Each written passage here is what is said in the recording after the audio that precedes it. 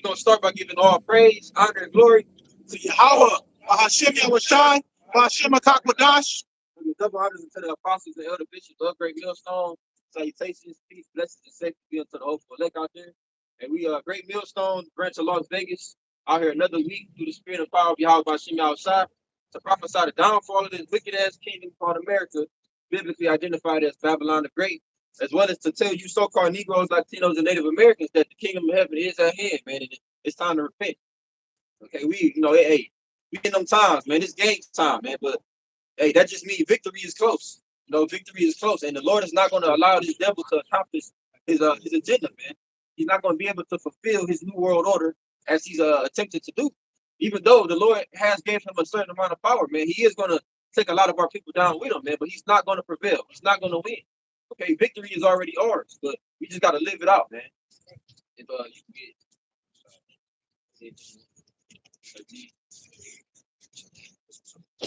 get Isaiah 51, verse 13. Hey, now is the time, man, where you gotta. Hey, it's game time, man. You gotta lock in, man. All you Israelites that's on the fence and you wavering in your faith. Hey, now is the time for you to pick your side, man. If you don't got faith, if you timid, if you fearful, get away from us, man. If so, you want to say something? No, got it. Hey, I'm gonna say this. The scriptures say, "In the fearful and the unbelieving." Those are the first two things listed by Revelation 21 and 8. No, you're not gonna make it if you're timid. You're getting scared. All of a sudden, you're tucking your tail. You're trying to secure yourself. You're trying to be comfortable.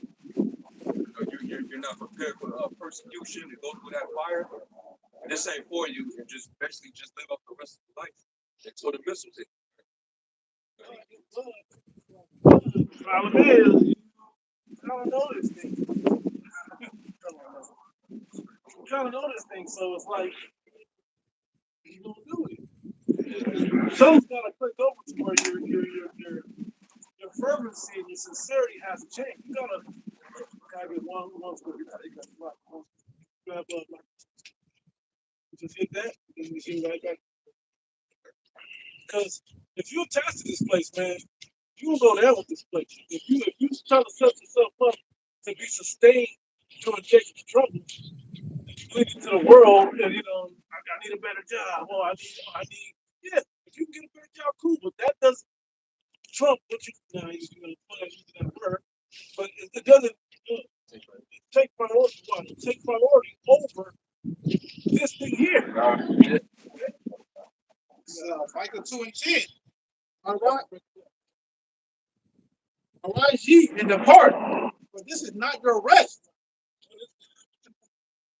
In Job it says, gird up thy loins and show thyself men. That's part of rising up. You rise up, it says, who should I teach doctrine? Who should I make to understand? Who should I teach knowledge to make known doctrine? Who should I teach knowledge? Who should I make to understand doctrine? Yeah, those that are weak from the milk. That's part of the rising up, girding up yourself as a man. That's the exact definition of being a man, man. Because being a man is being able to be uncomfortable. That's a female trait, wanting to be comfortable all the damn time.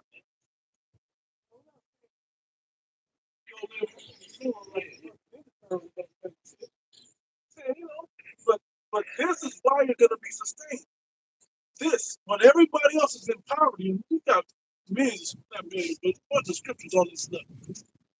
If the Lord's going to provide for you, that's where your strength is at. That's where your comfort is going to come from. Word.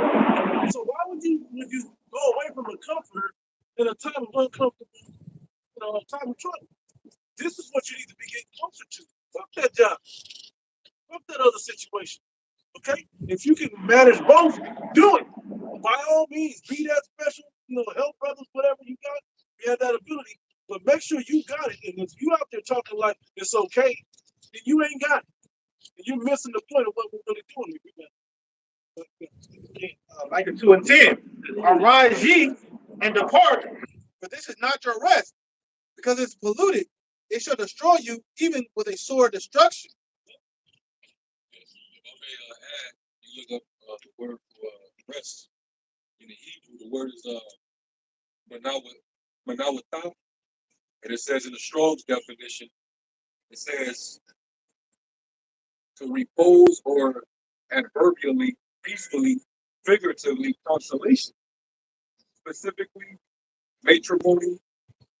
Like what the Lord said, it would be like in the days of Noah and the days of Lot. They were eating, drinking, and marrying, and getting into marriage. What was we going into last night? Certain dudes begin to make excuses. Yeah, and that's part of that rest. All the dudes that made an excuse when it was time for them to be fed into the marriage, they all found some type of ease that they value over the ministry. All right. It says, hence, concretely, an abode, comfortable, ease, quiet, resting place. That's back on you.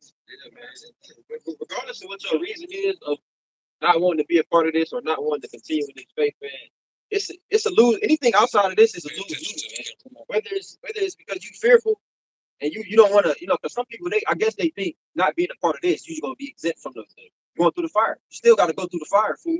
You still gotta go through tribulation. You don't go through, you know. You know that I'm just use it as an analogy this way. You knew that something was coming, and then somebody said, "You go get bricks from here every day and build your wall to protect yourself." You gonna stop building that wall?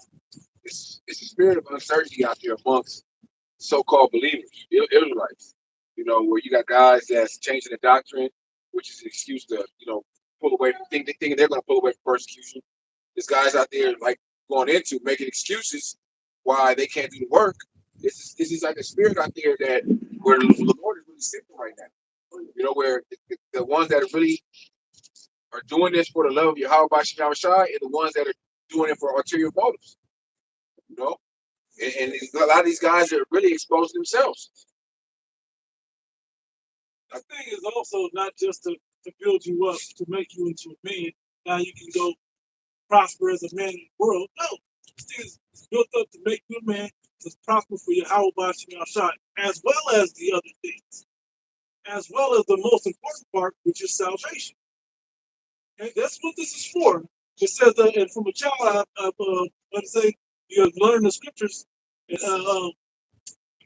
from 2 Timothy 3, but y'all know the one I'm thinking of, right?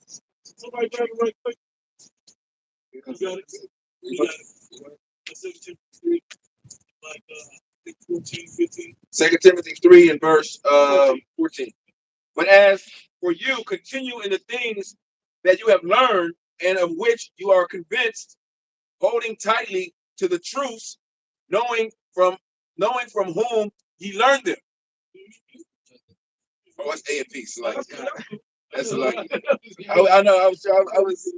Let me read it again.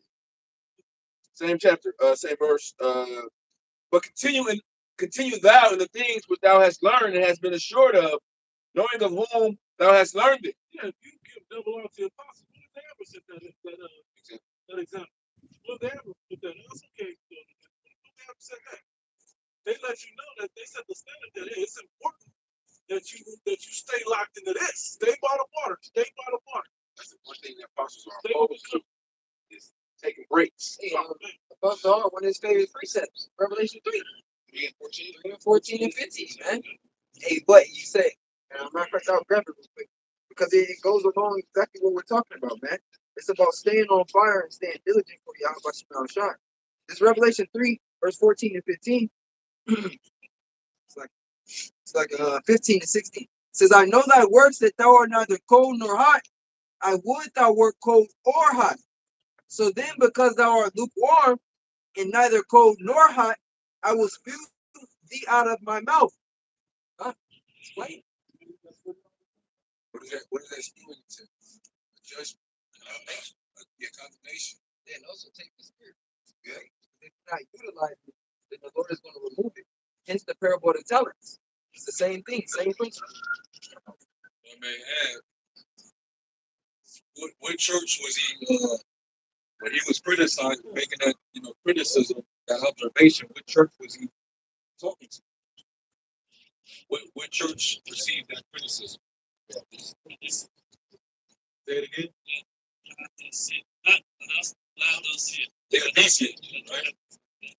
See, when you understand the history on that particular town, they had suffered an earthquake, years before that. That particular church was addressed, decades before that happened. But the people of that town, um, they had enough wealth to build it back. They rebuilt Laodicea before on their own with their own funding. But prior to the earthquake, you had a church in Laodicea that Paul he established a church there, right? So by the time this is during the time of John the Revelator, so this is under the time of Domitian, Emperor Domitian, right?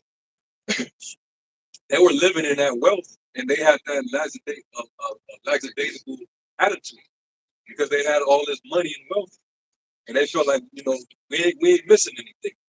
But what was they lacking? They was lacking the spirit.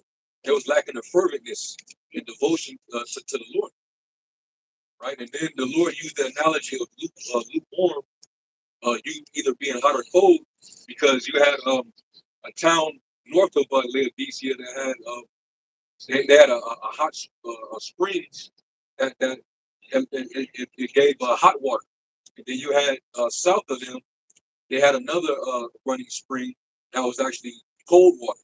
So by the time that water from both sides came to Laodicea, it was lukewarm. It was contaminated. You're not going to drink contaminated lukewarm water.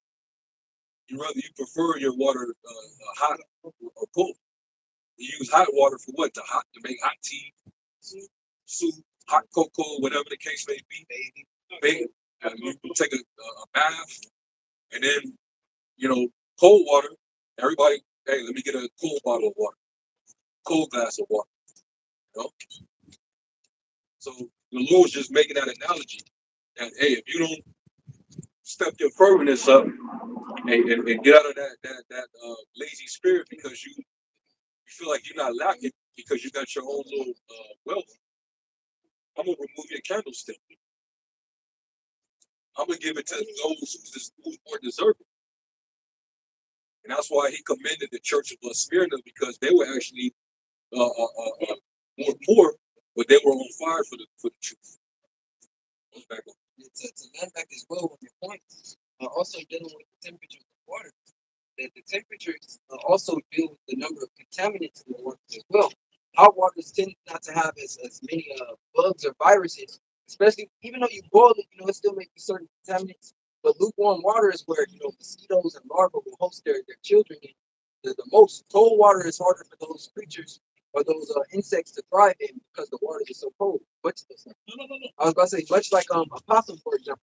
A possum's blood temperature is so low that even though they look like they're nasty animals, they don't have any diseases and they can't catch any diseases because of their blood temperature and how their immune system works. You learn from the natives, right? The Gadites and the Luddites. They knew higher north, when the atmosphere at higher elevations, it was cleaner. But when you get down to like the swampy areas, the Virginias, and even further down, where Close to the equator. right, when it was warmer, it was that lukewarm temperature, but it was real muggy, lots of bugs, and mosquitoes, and reptiles. You find those things there a lot more because those contaminants going into that same thing. The analogy of the contaminants is it has a chance, and even the culinary. You gotta have the food up at cooking level to where it's above 140 or something like that, but it gotta be under 40 or something to that effect. To be in the safe zone, it can only be in that middle part, that unsafe zone, only for so long. Growing up, if you let food out, Yeah, so they should look. you know what kind of stuff is brewed up. So this is all analogies to what was being said in the scripture. But the point being, you don't want to be in that unsafe zone. You got to be in one or the other. And the one that you really want to be in is the hot zone because it's hot, fresh, and ready. I'm talking about food still. Proverbs 13:4.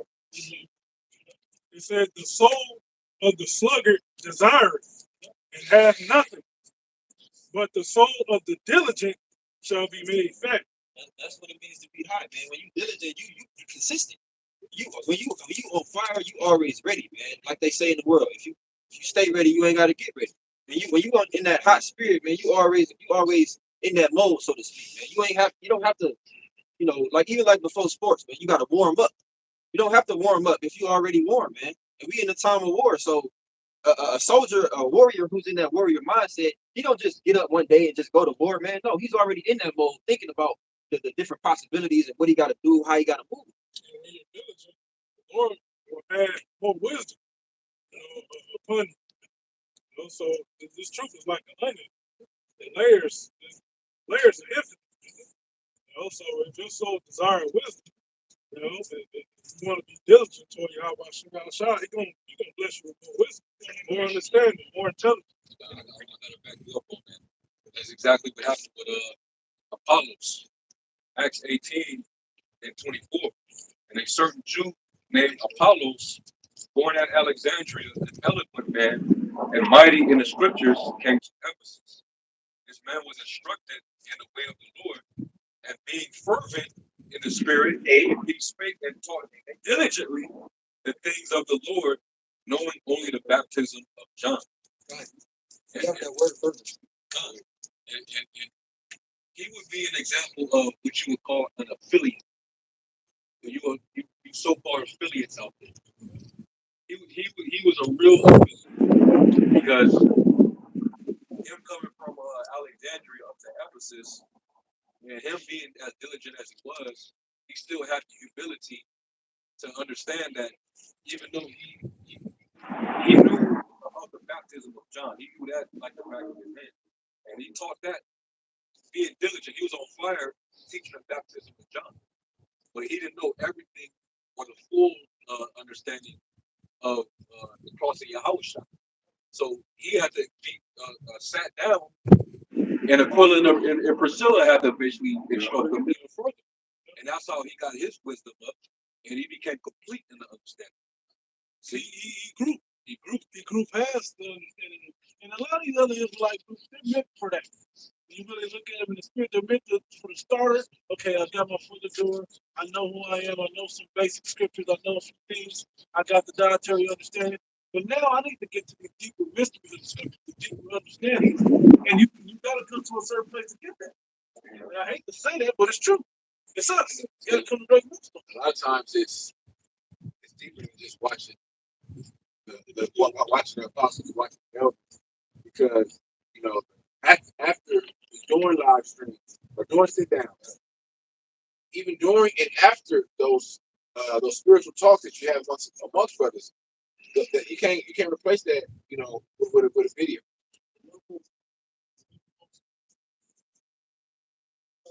Some things you can't learn. Some things you gotta get that history 101.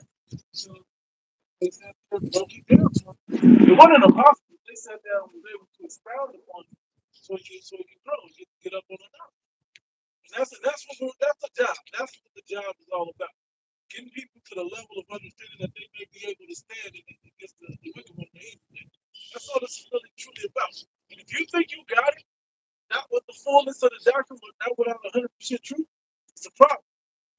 At the end of the day, this is an army, man. And any army you name, it's the order to that army. There's a structure to that army. If you don't follow that structure of that army, you're going to be exiled. You're not going to be a soldier. You're not going to be within that army. You're the tabernacle of David. Number one army. Romans 12:11. Not slothful in business, fervent in spirit, serving the Lord. And that word fervent in the online Adam says fervent comes from the Latin ferventum, from fervence, meaning boiling hot or glowing. It says the Latin word comes from the verb fervere, which literally means to boil or glow. Right. That's why when you go into the sickness, what they call the fever, like your internal temperature is up, man. Your blood is at a higher temperature. Hopefully, what your pores are sweating out. Going back to that root word for bear. The sense of boiling heat evolved into a figurative meaning of strong passion or intense feeling. And like when they say idleness, well, we just used the quote last night, man. The idle mind is the devil's playground. It's not in the scriptures, but it's based off the scriptures. It's the truth. Because when you idle, that means you're cold. The brother just mentioned how the body's temperature rises. When you sick, it's because your body is fighting off whatever is foreign, whatever is attacking your body. Your body heat rises to attack that and to try to kill that bacteria, man. That fervency, that heat, staying on point, staying active, proactive. That keeps out any possibility of you, slipping or falling. Yeah, and another thing, but, is everybody's been given a gift. You were part of the body, you were given a gift. And the moment you came into this thing, you heard this word, there was something in you that kindled. It was like an ignition, a fire that started within you. And you heard this. So once that fire gets ignited, you better not let it burn out. You better keep it burning. Somebody came up shall get a 2 Timothy 1 and the 6th verse real quick. I'll get it right back to you. That's good. Yeah, 2 Timothy. Oh, yeah. That's why it's imperative. Always pray for wisdom.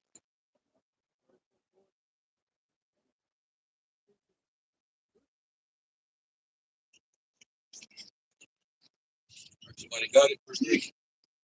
2 Timothy. Verse 6. Yeah. 2 Timothy 1 verse 6 says, "Wherefore I put thee in remembrance that thou stir up the gift of Yahweh which is in thee by the putting." Stir up the gift. Stir up the gift that is in you. We all were given a gift. Because we have as a collective, we all have a duty, we all have a task. Right? So everybody that's been given a gift, you was given a gift the moment you were called in. All right? You were given a gift the moment you were called into this. Right. As soon as it resonated, that was it. That represents the talent. Brother just mentioned that earlier, man. That represents the talents. And if you sit on it, it's gonna be taken away from you, man.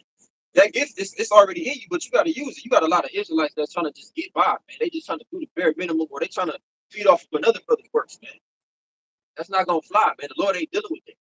You have to multiply. You have to increase that which the Lord left you, man. First be he that doeth the work of the Most High deceitful. Doing it with a slack hand. The Lord, he's evaluating. Every employee, they have evaluations. Do they not? Your manager or your supervisor, they do an evaluation on your work, how you've been doing on the job. But how much more working for Yahweh Shah? If somebody can't look up that word stirrup, you already know it. This is the word stir. It says G329 anazoporeo.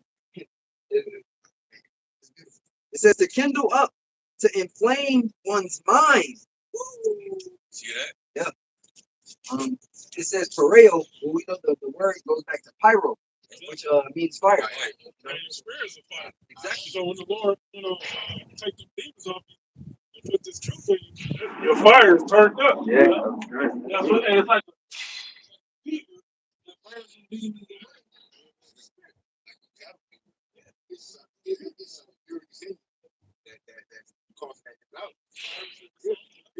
And what did Jeremiah say? This is Jeremiah 20 and 9. Then I said, I will not make mention of him, nor speak any more in his name. But his word was in mine heart as a burning fire, shut up in my bones. And I was weary with forbearing, and I could not stay. He had that gift of prophecy. The spirit was burning. So I gotta go out and I gotta cuss these niggas out. These niggas is wicked, and that's why these Babylonians, the Lord's getting ready to send to tear Jacob new. That's what ultimately ended up happening. And Jeremiah was a young man. He was you look up the history, he was young. He was like a teenager. weeping prophet. Yeah. But he couldn't restrain himself. The spirit of the Lord was on him and burning within him. Going and speak. Hey, when the spirit is on you, you can't suppress it. You can't suppress it, man. Brothers doing all these high volume of videos, hey, quenching out the spirit. It's going up at a high value for a reason. We're in that time right now. And it doesn't matter if you ain't getting no views, no clicks. If you out on the street and Jake is just walking right by you, it don't matter. The spirit is flowing because the Lord's getting ready to do something. Something I think about say quench water will quench you, right? Quench the fire. And also, you made a point right now about the videos not being watched. We don't know if it's a library of videos that when some miracle or some tragic happened, that everybody might flood the internet and shut it down now. And you saw up with the numbers. Yeah, you don't even know who's watching. You don't even know when sometimes when the fire. Yeah, because it's going live. That's not what we're doing. Yeah. This is going out in the street, so there won't be any.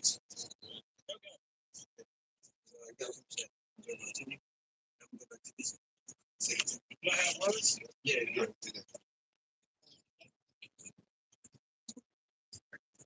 This is Jeremiah 20:9. Then I said, I will not make mention of him, nor speak any more in his name. You think you're going to shut down? He said, but he hid it. What did he say in Job 33? He said, when he's asleep, I seal my words, my instructions in him. You know, you got the high price of man. So it ain't the only two. Yeah, didn't the wicked ass niggas try to kill Trump?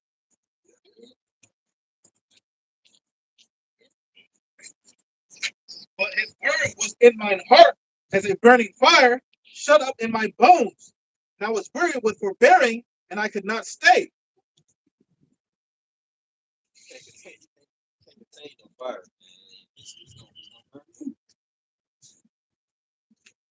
And somebody get Job 32.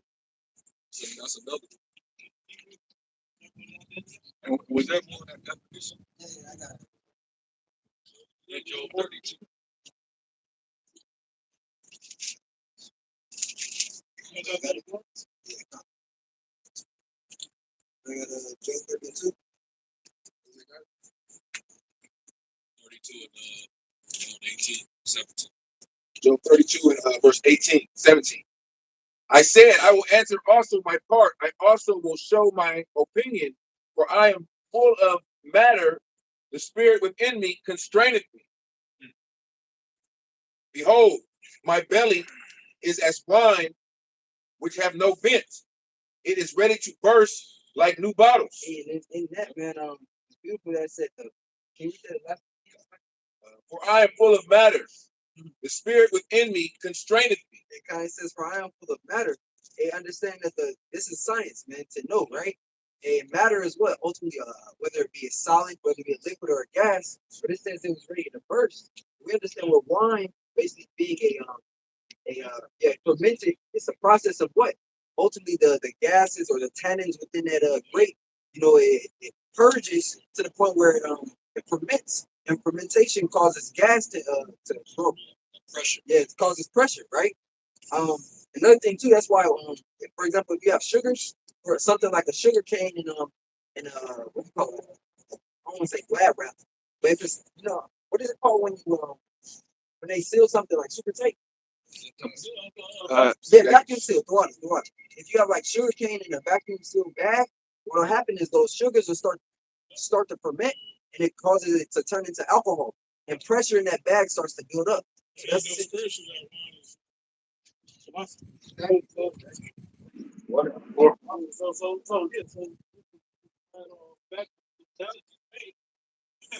put away the deep science on it, but the analogy should be clear.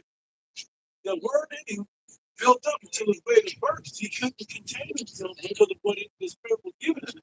He was given a mission. That's why I quoted Job 33. That's right. That's right. Yeah, it's kind of like spiritual human combustion. We have that phenomenon of what they call spontaneous human combustion. Motherfucker just burst into flames. Man. But hey, but in the spirit though, that's what the prophets, the men that's on fire, the men that got that gift, that's what you're gonna see in the spirit. I can't contain it. Let me tell this person. But obviously through getting the truth, you get understanding. You still on fire. You be on fire like when you first came in. You want to tell the world, but you want to tell with understanding. You're not just, hey brother, It's like you just gotta stop you working. Shit can't drop it all right now. Right. It's a subtle way that you have to tell people that aren't asking for it. Right. People that we always want to tell some people that we're not asking. To line back off of that, right? Basically, in people's like Moab and their culture, what they do is once they permit a certain solid, they'll put it in a specific bottle to where the bottle, once the pressure builds up to a certain point, the bottle will burp itself, right? So that's similar to what the other is speaking about, knowing when and when not to, right? Because that bottle burping itself is open to the point when that pressure, can won't exceed or will exceed the pressure in the bottle, and then the top will pop up. That's like going to the point the other made earlier about the Lord considers your restrictions. Job 33 in verse 17. I started 14. For the Most High speaketh once, yea twice, yet man perceiveth not. In a dream, in a vision of the night, when the deep sleep falleth upon men, and slumbering upon the bed. It said in Sirach 3rd chapter, I believe, Sirach 3rd chapter, he said there are many matters, many signs shown that we do not understand. He's speaking once, he's speaking twice. Realize that you walk past the Hebrew Israelite camp 10 years ago, you didn't understand. But then later on, you find yourself just on a video, there's some rap to doing twice. Then a dream, you have one of the prophetic dreams, and then you walk past them, those are signs. And now, how many times you come across that camp, somebody come down and say, I want to come this way, and they'll come from this way, and they'll be like, oh, okay, what's going on here? And then they'll go back the wrong way. That's an example of how Shai knocking on that door. Because you gotta open that door. You had a dream about this, or you came across a clip years ago, but then so clicked when you clicked on the video and saw it again.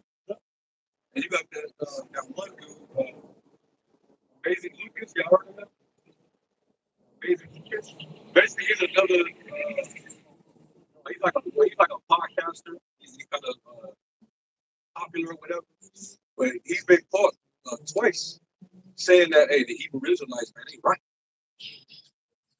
So if this word is getting into audiences of guys that they got certain platforms that got hundreds of thousands of people checking for them, then I'll let you know that brothers doing this work, brothers being on fire, it's not in vain.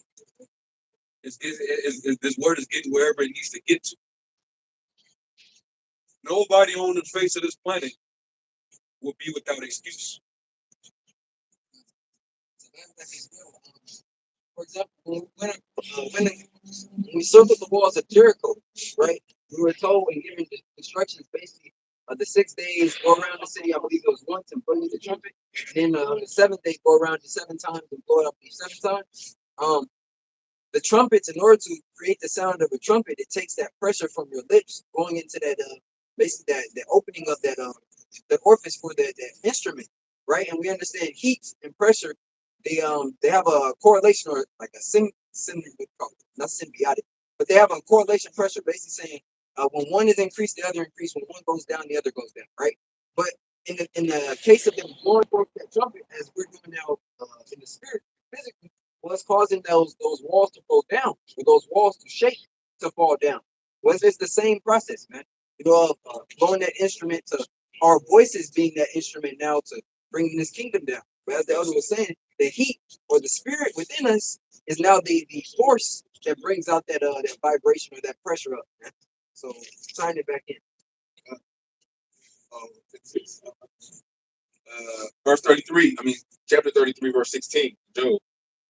I'll start 15. Just to get more context. In a dream, in a vision of the night, when deep sleep falleth upon men, and slumbering upon the bed, then he openeth the ears of men and sealeth their instruction.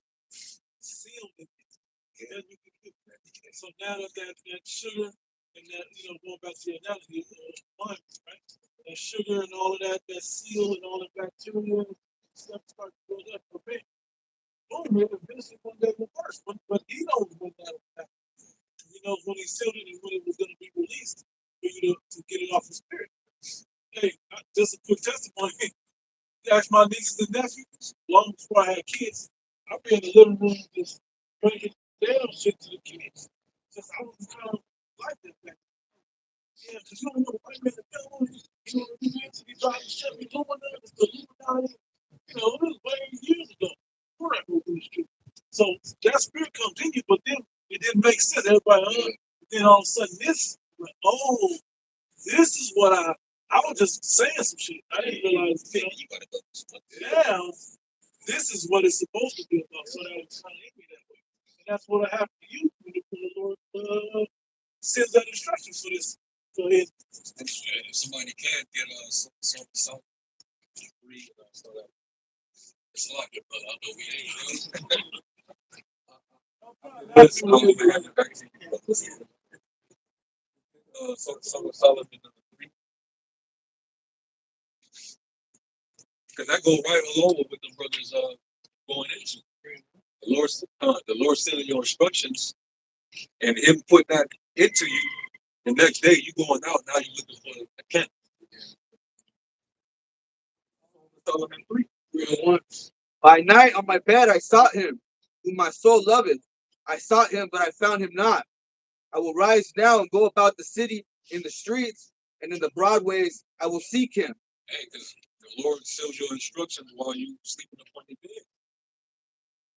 after that, somebody get Isaiah 32.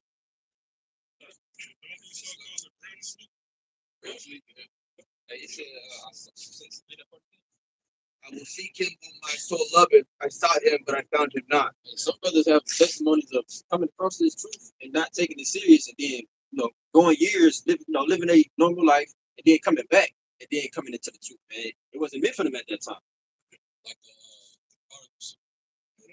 Exactly. it was called to go out and do it, but he started bullshit. But no, this is Let me just go. I'll take this and go. And he came back with a different spirit. Key to that was what he went through, right? Yeah. He was Lord shit. And we now come to serve the Lord, we realize over temptation. Others know, man. And the father knew. The father was like, "Hey, man, you was dead, bro. Yeah. You walked off. That could have been it." He was about to be out of there for the story. No. Jonah, he tried to plead from doing the work. And it wasn't of his own accord. That's not no excuse for you to be like, oh, you know what? Let me go build up. Let me go get this money real quick, and let me go do this, that, and the third, and I'll sneak back. No, that wasn't of his own accord. And we're not in that time. If you still bullshit now, like you heard this before, right now, and you still bullshit, hey, it ain't time to be like, well, I still got a little. No, ain't no more time. How many more prophecies do you need to see come to pass or unfolded in front of you before you make a move on it? I'm thinking about that. The scripture in Ecclesiastes 3 where it says time for it said it was a time for work and a time for rest. Because this ain't our rest. It's always a time to work when you're in this ministry. The watchman that go out in the city found me, to whom I said, saw ye him whom my soul loveth? And it was but a little that I passed from them, but I found him whom my soul loveth. I held him, I would not let him go, until I had brought him into my mother's house, and into the chamber of her that conceived me. I charge you, O you daughters of Jerusalem. That's it. What was that What was that he seeketh after, that he loved? Wisdom, right? Wisdom, right? Philosophy, philo, meaning what? Love. Sophie, Sophia, wisdom. But not just any old wisdom, this wisdom, the truth of God. Get into the mysteries of these prophecies. You know the counsel of the Lord. You know the end from the beginning. This knowledge alone makes you a friend of the Most High. So you got to be privileged to be a part of this. This ain't given to anybody. Like Paul said, Israel have not obtained that which he seeketh.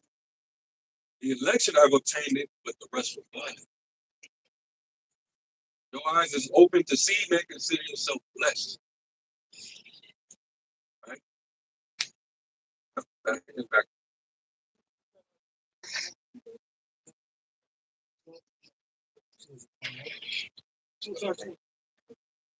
Isaiah 30 and 20. Because this is like, when you read it, this is going to be like a wake-up call that starts working. Something that's open to mind to other ideas, because your way ain't working. Yes. Isaiah 30 and 20. And though the Lord give you the bread of adversity and the water of affliction, yet shall not thy teachers be removed into the corner anymore. So when you go through things, you end up, like we said, he says your instruction. You end up wandering down Fremont Street and you tell me, let's just turn down Ogden and let's see what's going on. 7th. Let's just turn down here and see what's going on. You know, I'm walking over to the liquor store, wherever the hell I'm going, to the other side of the casino. Boom. Happy New Year! That's the example. Might be a jacket. Right by the camp. Drove by the camp. Hey, But the instruction of what he saw made, 6 months from now, he might be up here standing right here. We don't know. they gonna realize it. They pass by. They looking at either a sign of their destruction or their salvation. And they tell you maturity. We've grown. In the spirit. Shit, back 10, 15 years ago, we cussed that nigga out. Real, ready. The nigga fall off that bike. Let's go. That dream. Go back to your point. Ability. Yeah. Ability. You need the order and you need the elder men to help you mature. And you put the leavening agent inside of the fermenting agent, yeast or whatever, inside that alcohol to make up some beer. It's the same idea to help along the process. Okay, of the agent. Go ahead, go back.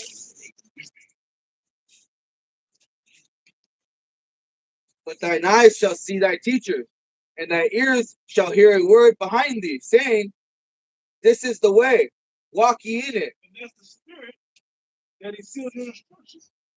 So this is the way, that's why your conscience will be like, oh, what's that? I heard a voice in my head say, let me see what this is all about. I think it was the elders out there in Dallas that was speaking on that. They said, what we a part of right now, this is pretty much like we just a part of like a what you call it, like a landmark in the streets now, man. It's just something that people see and they just don't think nothing about it. Like this is not an everyday thing. This is not something that you just see after. Well, now you do, but this is not something that's normal, man. This is something that should catch your attention. It just said, this is the way, walk ye in it. That's like you see somebody and you're going down the street and you see the construction signs. You got the dude out there directing traffic, like, this road closed, go down that way. That's what this is, because the scriptures tell you there's a way which seemeth right unto a man, but the end thereof are the ways of death. Jake is just doing, living their life, man, thinking they about to do this, that, and the third. They making plans, they making New Year's resolutions. They think they about to be doing all this shit, and they have no idea what their end gonna be. This is the calling, man. This is the Lord saying, look, and this is to you so-called Negroes, Latinos, and Native Americans. This is the Lord saying, look, the way that you've been going, that's not gonna end well for you.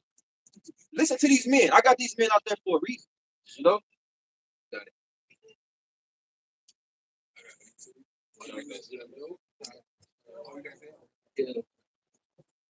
It said, it's the way, walk ye in it, when you turn to the right hand and when you turn to the left. anything you do, to use that for the analogy, anything you do, good or bad, there's a way that you're supposed to judge how to deal with that. Okay, this is the way that you're gonna be able to discern right from wrong, good from bad. Okay, and so on and so forth. This is gonna teach you. This is the type of man I want to be. A man that's not just letting shit happen. Just happy wife, happy life. No, you're gonna be a man that's thinking. That's trying to forward your the mission that you were given by the King of the Universe. It was in that scripture in Isaiah where it says that he's gonna basically prepare the breaches and set if somebody can Isaiah 58 12th verse, restore of paths to dwell in. Isaiah 58.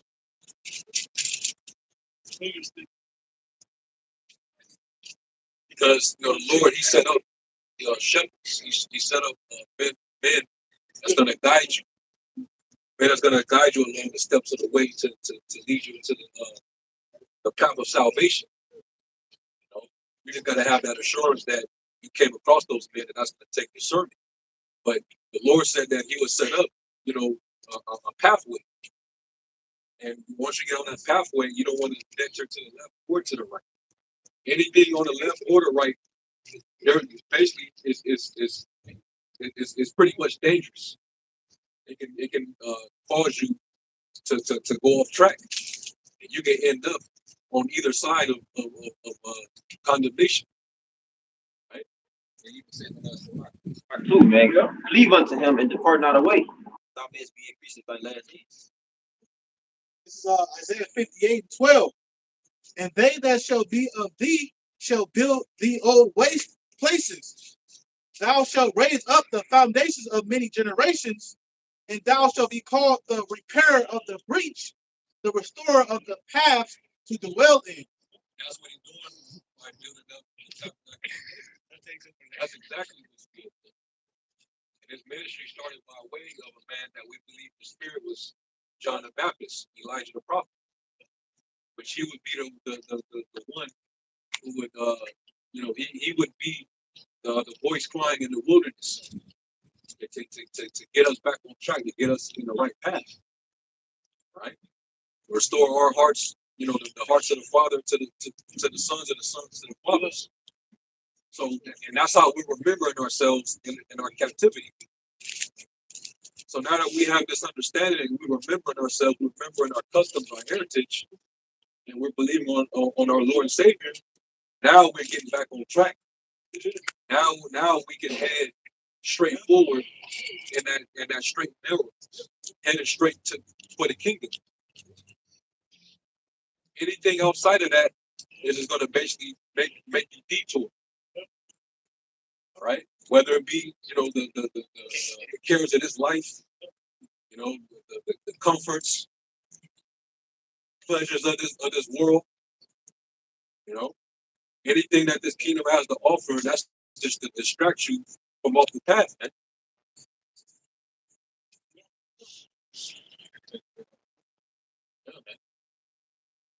Yeah, man. Yep. This is Isaiah 58:12. And they that shall be of thee shall build the old waste places. Thou shalt raise up the foundations of many generations, and thou shalt be called the repairer of the breach, the restorer of thy path to dwell in. How many years we gonna continue to be just niggas and criminals and drug dealers and thieves and pimps, the lowest scum of society? And we're a godly people. Why are we so? Why is he a homeborn slave? Why is he split? How long are we gonna be effed up like this and be disrespected by the world? This is preparing us to the children of God we're supposed to be. This is what the mentality back in us that we're supposed to be. And it's supposed to be taught, and spread to all our people. But we know right now the two-thirds ain't gonna get it. They will know after death by pain, right? But somebody gotta get it now, so we can establish the order in the heavens, man, the government in the heavens. So when we come down, We can rule the earth from that mind state. Jake naturally wants to be on top. They naturally want to be in that leadership position. The Jake love the nice stuff. They love Oh, nice things. being in that authority position. But they don't understand it's a process to get to that. If you get that right now, it's good. Temporary.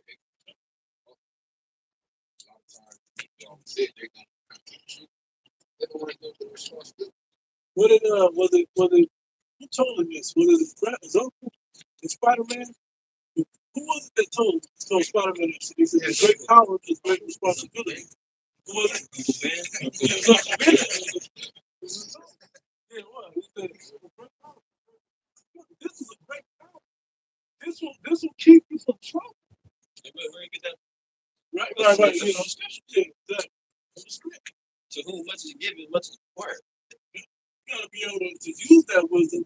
And the beautiful thing, just saying this separately, but also in it, when you have this, you're just gonna start it's gonna be around you.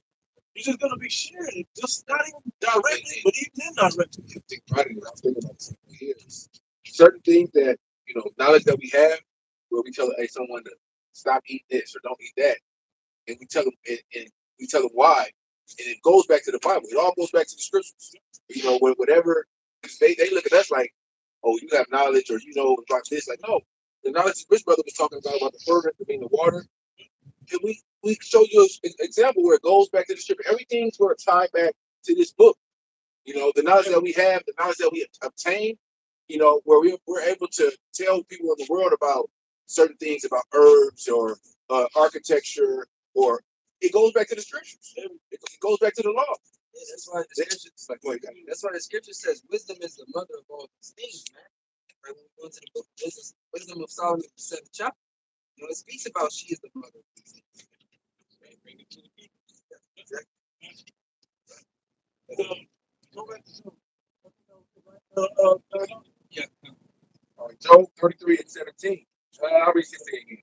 Then he opened up the ears of men and sealed up their instruction, that they said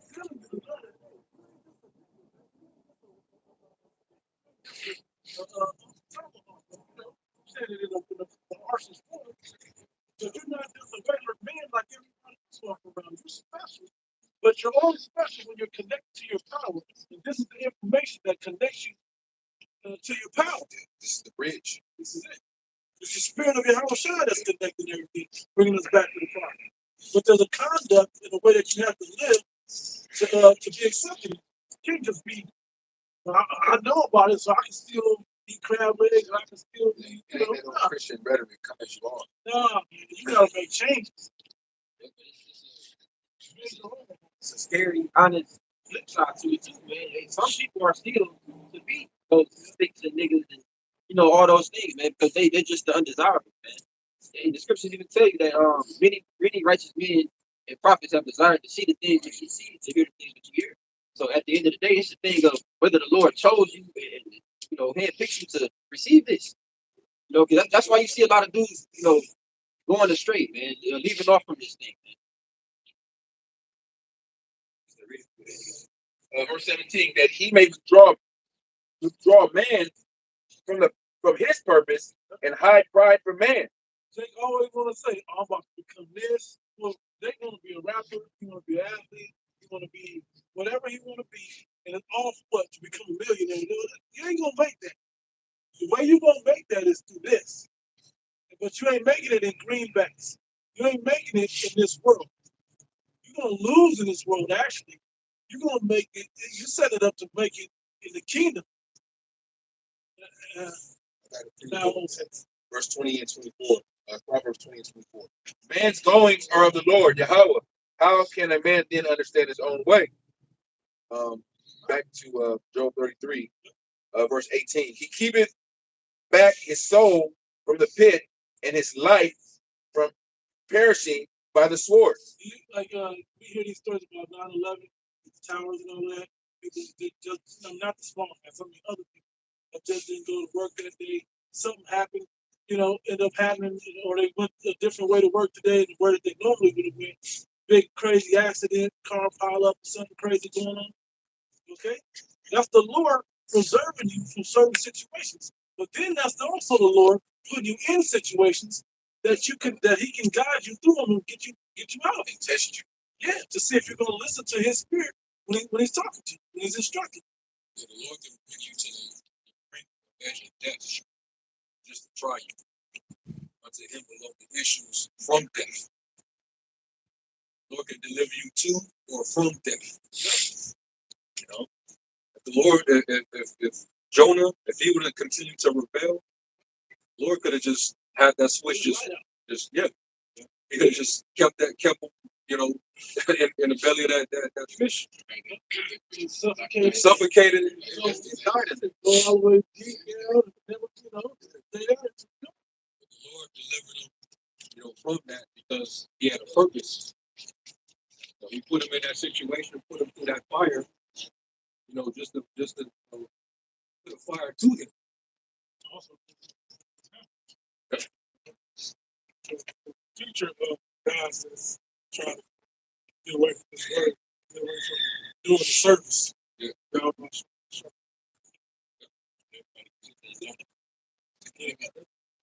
Yeah, and really, like when the scriptures talk about how judgment must begin at the house of the Most High in First Peter, that was really a double-edged warning. The first layer of that is the Lord's he's gonna use refined judgment on who he chastens and loves. Right? He's gonna bring the chastenment. That's a different form of judgment. It's conditional. The Lord can put you through something for a period of time, just to chasten you, all right, to build you up, because you were made perfect through suffering, all right. But that's to present that final product, that gold or that silver that is purified through the fire. That's basically what He's molded us to be. But if you're one of those other ones that rebel against this, and you're just an adversary of the cross, you're an adversary of the Most High, you're gonna go through a different judgment. So that when Peter gave that warning, that was a double-edged warning. That you that are in the circumcision, I believe, you're gonna go through a refinery process, that kind of judgment. Those of you that are enemies, adversaries of the truth, you're gonna go through a different judgment. You're gonna go through the real condemnation, right? Because Hebrews 12 and 5. And ye have forgotten the exhortation which speaketh unto you as unto children. My son, despise not thou the chastening of the Lord, nor faint when thou art rebuked of him. For whom the Lord loveth, he chasteneth and scourgeth every son whom he receiveth. When your father do that to you, when you do that to your kids, yeah, hey, let me whoop your ass, a little pain now, so you'll understand not to make that mistake later. It's caused everybody a lot less pain later. You see the chastening that Paul had to endure. But hey, before he was going through all that hell, he was putting hell on the church. So he understood his chastening. He knew what he had to go through. I persecuted the church. He was bitten by a snake and shipwrecked, and he wasn't woe is me spirit. He was shit. Right. Micah 7:9. I will bear the indignation of the Lord because I have sinned against him, till he plead my cause and execute judgment for me. He will bring me forth to the light, and I shall behold his righteousness. Verse 6. For whom the Lord loveth, he chasteneth and scourgeth every son whom he receiveth. If ye endure chastening, the Most High dealeth with you as with sons. But a lot of you dudes, you'd rather be bastards. Why is it when we rebuke you in correction and try to get you on the right path, you rebel? Hey, that dude Prince of Power, he was being chastened at first. This dude he just could not take the correction. He just kept on hardening his neck. And his head was getting fatter and fatter. You know, wasn't taking care of his body, his diet, which that's what we stress here. You're bucking up against us, but you could have took some wisdom from us. It could have preserved your life. Yeah. Instead, you want to talk shit and drink a bunch of Coca-Cola in front of your camera, man. The Lord took him out. So that's how the Lord will do you. If he can't correct you one way, he'll get you the other. That's how it is, man. He got to find out the hard way. Now he's straight now. He's cool now, but he have to go through it in a different way. You know? Should have just took heed. Yep. You gotta remember in the kingdom, don't be ashamed. All you wicked ass niggas that died before, justice, you gonna feel injustice. Lord will raise your ass back up. Feel that second death. So you gonna be ashamed of the kingdom. Daniel 12. Quick precept. Proverbs 29:1. He that being often reproved parteth his neck, and shall suddenly be destroyed, and that without remedy. Send the reproof when they come, man. There's gonna be times when get weak in the flesh, and that reproof gotta come. Be man at the end of the day. But after so many times, it becomes a conscious thing, a conscious choice that you make. So after 2, 3, 4, 5 reproofs, okay, now you know what you're doing now. What does that mean when it says without remedy? Usually a remedy is something that you use to get over or overcome a condition or sickness. I need a remedy for this. I need a remedy for to get over this or that, like a cure. But guess what? You was getting the healing when brothers was trying to rebuke you. The scriptures say that a rebuke is like a ointment, a medicine. Yeah. Ain't that in the Psalms? Psalms what, 141? It shall be unto me as a what? As a medicine. So you didn't want the medicine, so the Lord got a different way to correct you. Judgment without mercy, man. The Lord was already long suffering with you. He ain't got to talk to you no more. So that's, hey, let this be a cautionary tale for all you niggas out there. Hey, 2026, we already know what time it is. You sellouts, agents, right?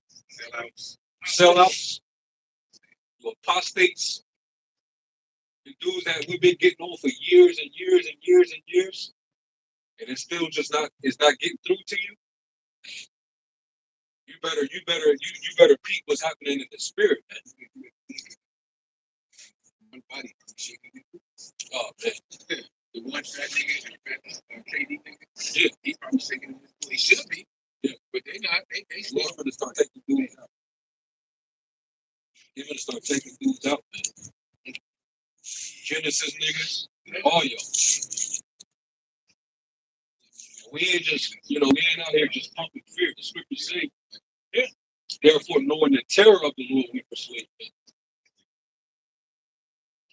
We're trying to persuade you to get right. I mean, okay, coming to the truth is from the world, okay, that's kind of get right, but that ain't right. Still got 1 foot in, 1 foot out. Is that the whole fuck? Nah, man. Nah, you think you could just walk around in your fringes, and that's it. You just know you're Israelite, and you got fringes on. Yeah. You had an older cat in Chicago. He got attacked last year on the train in Chicago, and then he got attacked again on the train just recently. Stabbed. He wasn't. He doesn't teach. We don't know if he's in a camp. We ain't seen him in no video at a camp. So he's probably one of those brothers that, hey, brother, you know you an Israelite, right? Where your friend is at, brother? One of those people along. Yeah. And on the train, some demonic YNs, they just hopped up and jumped on him and stabbed him up. But he survived. This is the second attempt on his life. How many sheep attacks you gonna go? How many warnings, man?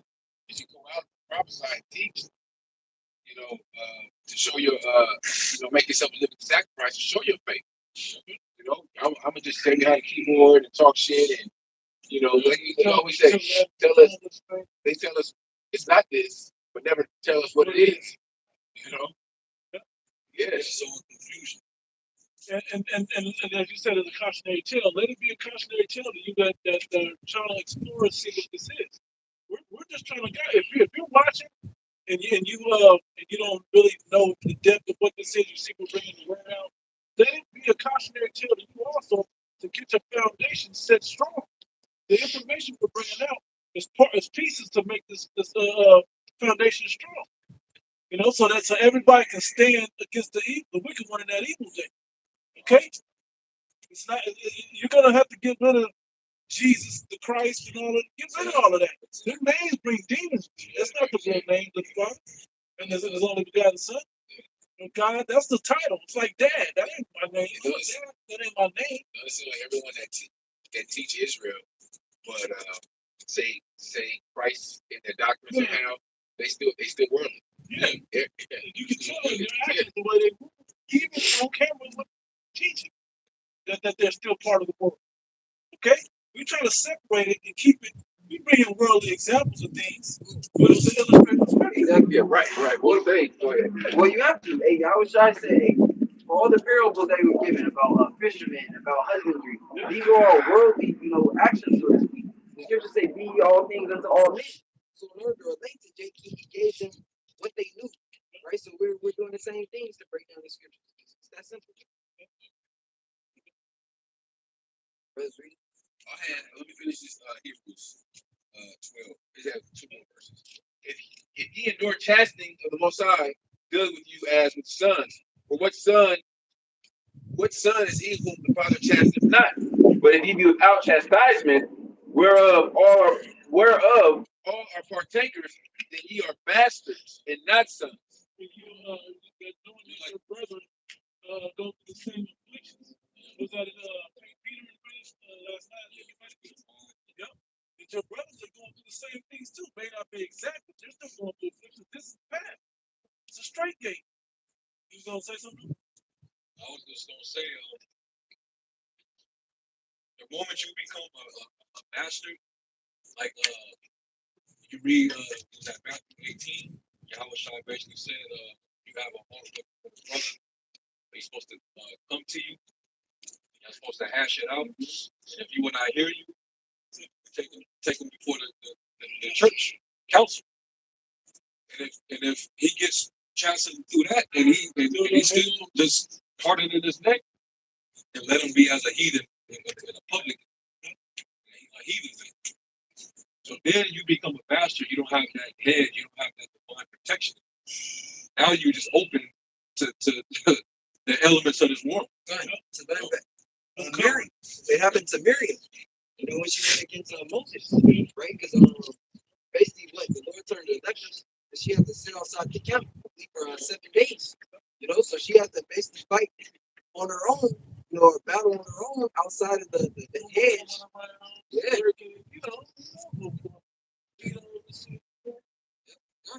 gotta appreciate it. Yeah. Just to throw this out there, a lot of guys that came against the leadership, especially guys that were once a part of the body but got kicked out or left, got disgruntled, they found an excuse, they got offended. A lot of judgment has happened to guys. You had a guy that was originally formerly of the Boston camp. This guy, all of a sudden, he started teaching the heathens can make it. That's all his videos was since he's been kicked out. Was trying to teach a salvation for heathens, and was just basically attacking the foundational doctrine that we learned. Needless to say, homeboy doing 10. He doing a dime right now. Those New Testament clowns down in Mississippi, they formalized an entire camp just to attack the foundational doctrine and come against the leadership. Where they at? What happened to them? Spaced out. And they still go out and teach. bro. They're spaced out. Like the Lord removed the spirit from them. They don't have a name. They don't call them the names. And they call them some fucked up shit. Something. They tried to go to esoteric route, and they got bugged out in the process.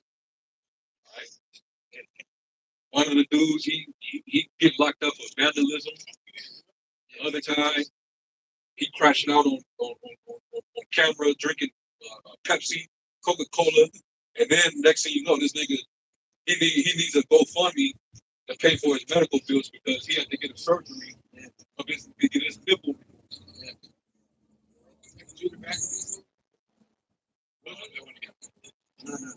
No, well, was he? Yeah, it might have been him. Yeah, but he was on that New Testament, the New Covenant wave, and the Most High dealt with him. And you had guys all throughout the years, man. So we ain't just out here just bluffing, man. We in free. That's why we do what we do, man. The apostles are trying to keep you in a way of safety. You know what? It's a spirit because That's what a shepherd does when he cares for his sheep. you say the apostles are trying to keep us safe. Think about what having to do at minimum 3 lessons a week has to do does for you. It keeps you on bullshit. You know, it keeps you out of trouble. It keeps you program, it keeps you out of trouble, man. Don't join this team. You're gonna get in shape and shit. So you're not out there running around with gangs and stealing and getting in trouble. gives you a weekly responsibility. And it's like I said, the minimum. You should be in the spirit of trying to do one every day. Or it keeps you motivated. It keeps you active. It keeps you busy. Yeah, It keeps the fire Right. That's the key. Because you're feeding it. And once that brush or that kindling is going out, and the fire it just turns into ash. So you gotta make sure that you're feeding it. I appreciate it. And notice when the Lord took the spirit off of Saul, he was in danger for the rest of that time. The Lord removed that divine danger. So that's what happens to all these guys that fall away. He removes that from you, and now you attacked by unclean demon spirits. You calling on that C word. You leaving there ain't no hedge from Christ. How many dead Christians out there that believe in it? How many of those people dead? They getting bombed in Nigeria and shit. You got people calling on Christ that follow the nigga that claimed that a flood was going to happen. Yeah. But then he got a Cadillac for his life. Nigga got on the bread. He told me that he was gonna postpone. Yeah, stupid ass. A lot of people that call on Christ are a bunch of idiots. Stupid as hell. Hey, you gonna follow him right to the ditch? Right on there. If they do the scriptures, the Lord gave Noah the covenant to rain. Bro, you can find that on Bible flashcards, bro. You can get the balance story to learn that. I got Job 5:17. Behold, happy is the man who the Most High corrected. Therefore, despise not the chastening of the Almighty. That chastening comes through the way of the Lord's men, man. That's why you don't want the Lord to chastise you for himself, that person. You're not going to be on earth. But when that chastening comes, you got to receive it, man. Because as it says, I think it's Hebrews, it says, we have fathers after our flesh that corrected us for their pleasure. But the Most High, he corrects us. He corrects us and chastises us for our profit. So it's for us. So when you see brothers, correcting you and trying to get you back on the right path, it ain't it ain't personal. It's for you. Brothers want to see you win, man. Brothers want to see you alive, man. Jake don't understand that. Hey, one, you have to believe. That's number one. Because Jake just think it's men giving instructions. No, man. It's men being vessels from Yahweh Bashar to give instructions. That's a complete difference, man. You know, because how is it that a brother can tell you something that, it's a personal battle you dealing with, he tell you exactly what you need to hear to correct you. He don't know that. It's the spirit working through that man to give you that word that you need to hear, man. Yeah, that comes from God. You know? Another quick one. Deuteronomy 8:5. Thou shalt also consider in thy heart that as a man chasteneth his son, so the Lord thy power chasteneth thee. Therefore thou shalt keep the commandments of the Lord thy power and walk in the ways and fear and to fear him. The brother wanted me to look up the word chasten in the Hebrew is yashar, to chasten, discipline, instruct, admonish, um, to teach. And what? Pain is a great teacher. Sometimes words is a great teacher. Sometimes you gotta get chastened by fire. Yeah, it says, you said that, it says to chastise the strongs, literally with blows, and figuratively with words. So we're giving you the words of chastisement through the Spirit to tell you to get right, to tell you to, repent before those blows come, before the physical comes. Those blows are going to come from your house outside in the form of whatever judgment you're allotted to. Like a prayer of David in Psalms 17. Disappointed, cast them down, deliver my soul from the wicked, which is thy soul. The Lord uses, he'll use the rod of A pack of YNs. Yeah. Chasten. He'll raise up. And then let you live. Yeah. He'll use the heathen, he'll use figures, he'll use wild animals, even wild beasts. Police. Yeah. Yeah. Yeah, man. The Lord can't correct you. If he's chastening you in that way, you just have to find out. That's why when you scriptures say scourges for amendment. Yeah. I was like, Go straight to the point. and Second Ezra 16 and 19. Behold, famine and plague, tribulation and anguish are set as scourges for amendment. And in that chapter, it's talking about major, but even minor stuff. It's the same thing as well. Go ahead, finish that. But for all these things, they shall not turn from their wickedness, nor be always mindful of the scourges. It's the word amendment in the online evidence. It says betterment, improvement, for correction, reformation, rectification. It says advancement, improvement. It says correction of error in a legal process, alteration of a writ or bill to remove its faults. And like it says in Isaiah, first chapter, it says that I will purely purge out, I will purge out all the dross, and get rid of all the tent. Yeah, it really helped. Yeah. And he said he's going to restore the judges as at the first. So the Lord got to do a cleansing, a purge on his people. And there's two, and it's a two-way process.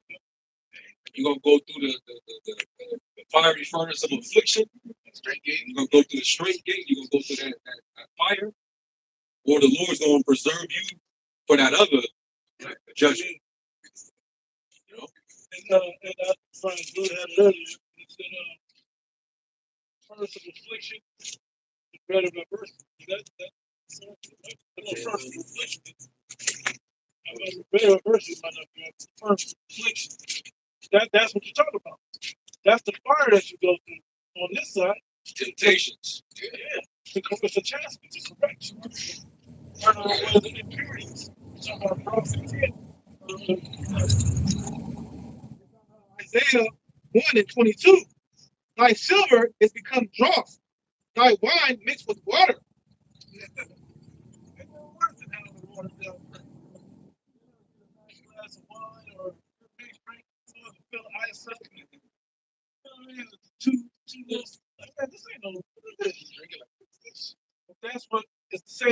what Yahweh Shai talking about has the same loss as Saul.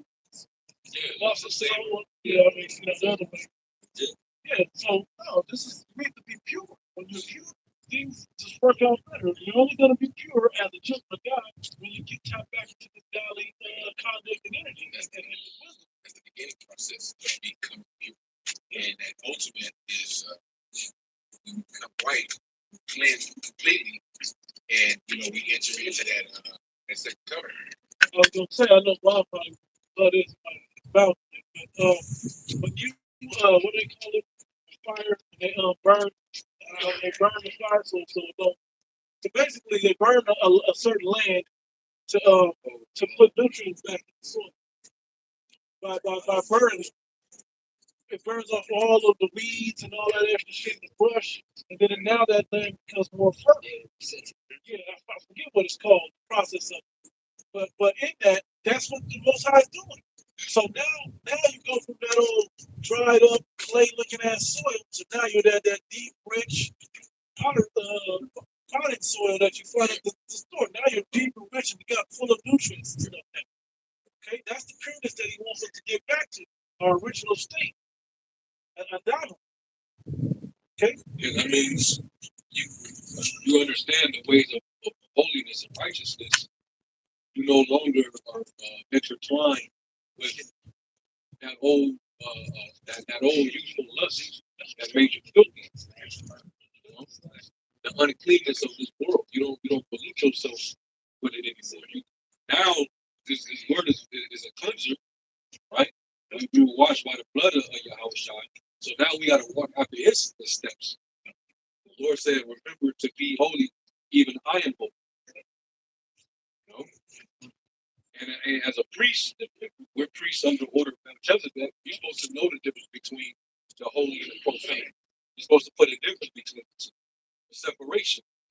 A lot of guys in Israel, they come into this thing and they don't do it. They try to bridge parts of this world with this truth. They try to make it, stick. You know, that's not gonna last. No. Just like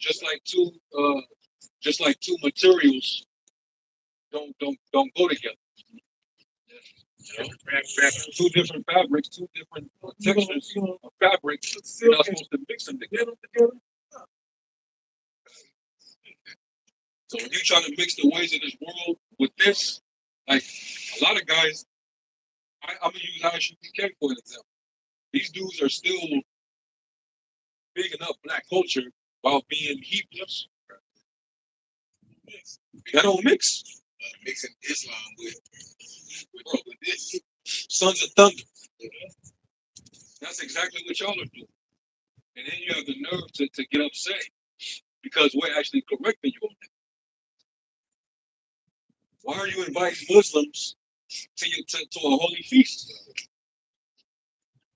I'm invite heathens and anyone coming. Yeah. Open door Passovers and shit. Let them convert before you do that. You don't bring a nigga that's worshiping Allah to your feast. What's wrong with you? Let me break down in the middle of the Passover. Hold on, we gotta go.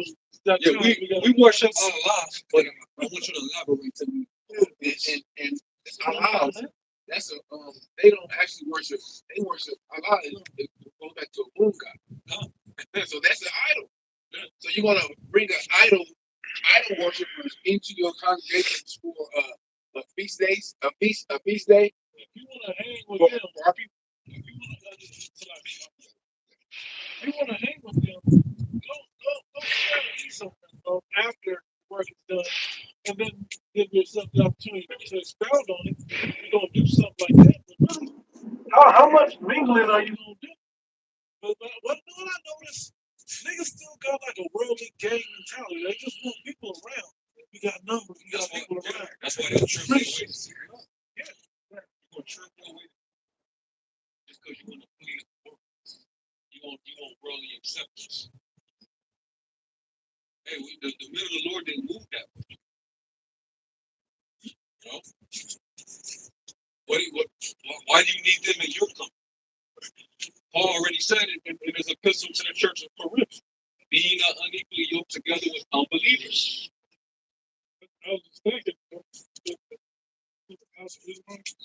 Yeah, They ain't really like really Muslims. yeah, sound like Not like Israel, because you know they follow up the Abrahamic, you know, basic way. Abraham had a beard. yeah, Abraham didn't shave. right. You know, them niggas shave like fucking Greeks and shit. Wear the suit and shit. Like them now. You know, that's why the fucking Ishmaelites they look down. They don't respect your Islam. They don't respect it. You could die with the Christians for all they care. Yeah. You ain't getting all the birds, fine birds. If they present to them, you know. All they do is quote the Bible. Right. That's it. Because they ain't got no wisdom and no prophecy. You know. Yeah, those. A lot of us came from out of the Christian world. Some of us may have came out of Islam, but before we was able to fully come into this thing and start keeping our feast days and stuff like that, we had to be fully converted. You had to grow. We're not going to just invite a Christian or a Muslim off the street straight into a feast day. We're servicing our Lord. Scripture saying, Yahushua said, you know not what you worship, but we know what we worship. For salvation of the Jews. And they that worship the Father must worship Him in spirit. They don't know how to worship the Father. So if they're willing to come and convert and leave off that Islamic madness and come and learn and study and grow, then there wouldn't be no issue. The dudes are so inviting, and the scriptures say to be careful when you let into your house. Many men have trained. Yeah. Somebody can find you. Was it Sirach 11? I'm in a good point to what you're saying.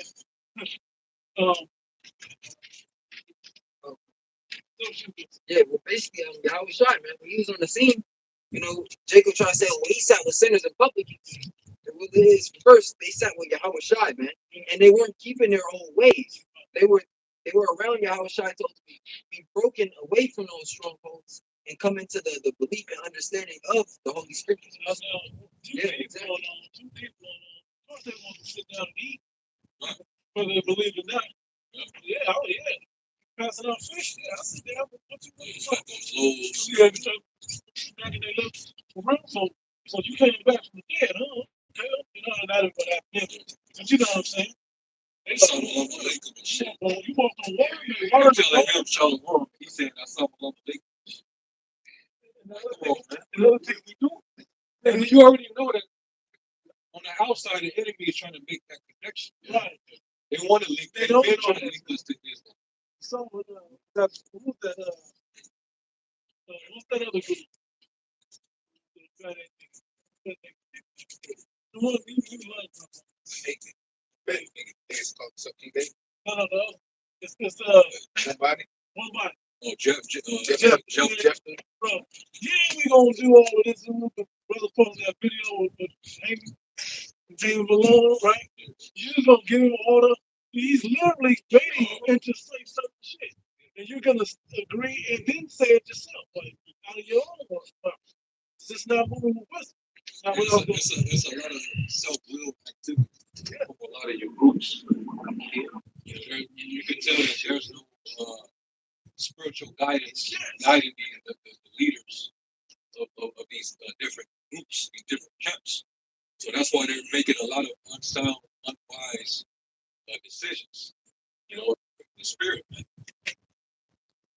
A lot of what you're doing is based off of miscalculated zeal.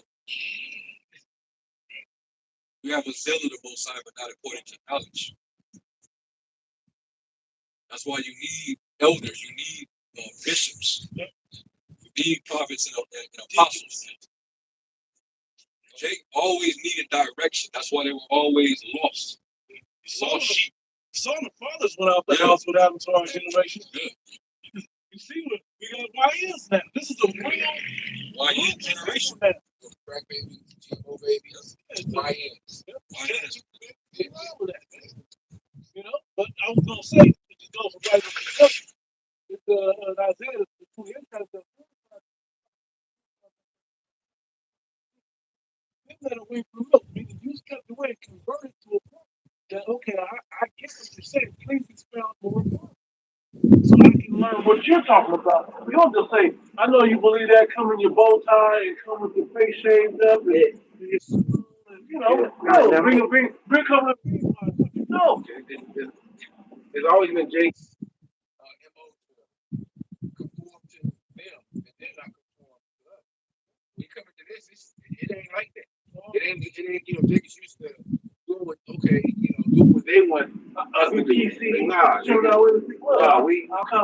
give some, you give some. No. We don't need to be around. We gotta share. This is the one way. We gotta go left and right. No, it don't work that way. We're going right.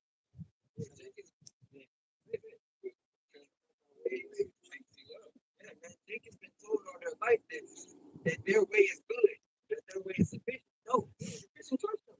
Oh, come as you are. No, man. The scriptures say what? You have to be reborn. You have to be washing of the word, man. You can't be that same nigga that you want to be. Get transformed. How many of them dudes that y'all invited to y'all feast of dedication? How many of them left just straight Israelites? They're no longer Muslim. I mean, convert. How many came back to next week? How many of them came to your next class? But I'm looking at they had their beard, no bow tie. These dudes is moving self-willed and presumptuous, man. And then when we call you on to correct you on it, then all of a sudden you want to talk shit. Now he coming at the elder that rebuked them, the elder not the Zakba. Showing you, Jake, they hate correction. They hate. Didn't the Muslim nigga put Elijah to death, man? Sure did. Papa Bivens, yeah.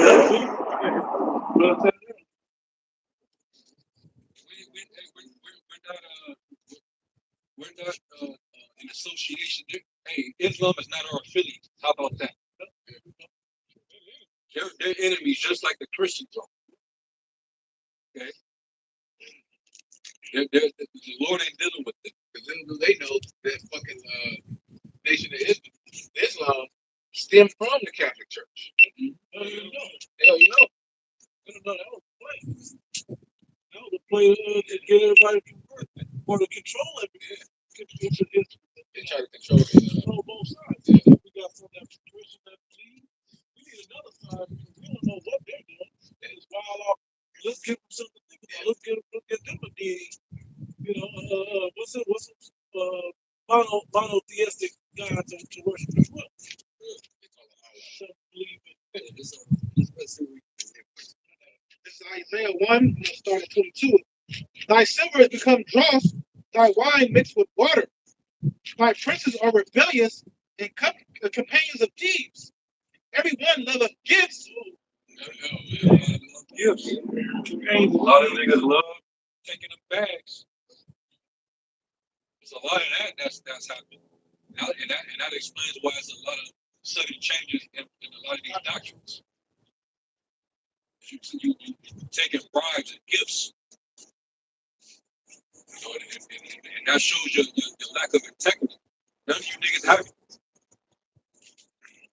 If it'll take a bag for you to suppress the truth and turn the truth of the Most High to a lie, you have no honor, man.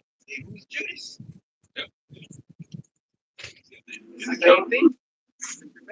A lot of you niggas you're showing in the last days that you're a traitor.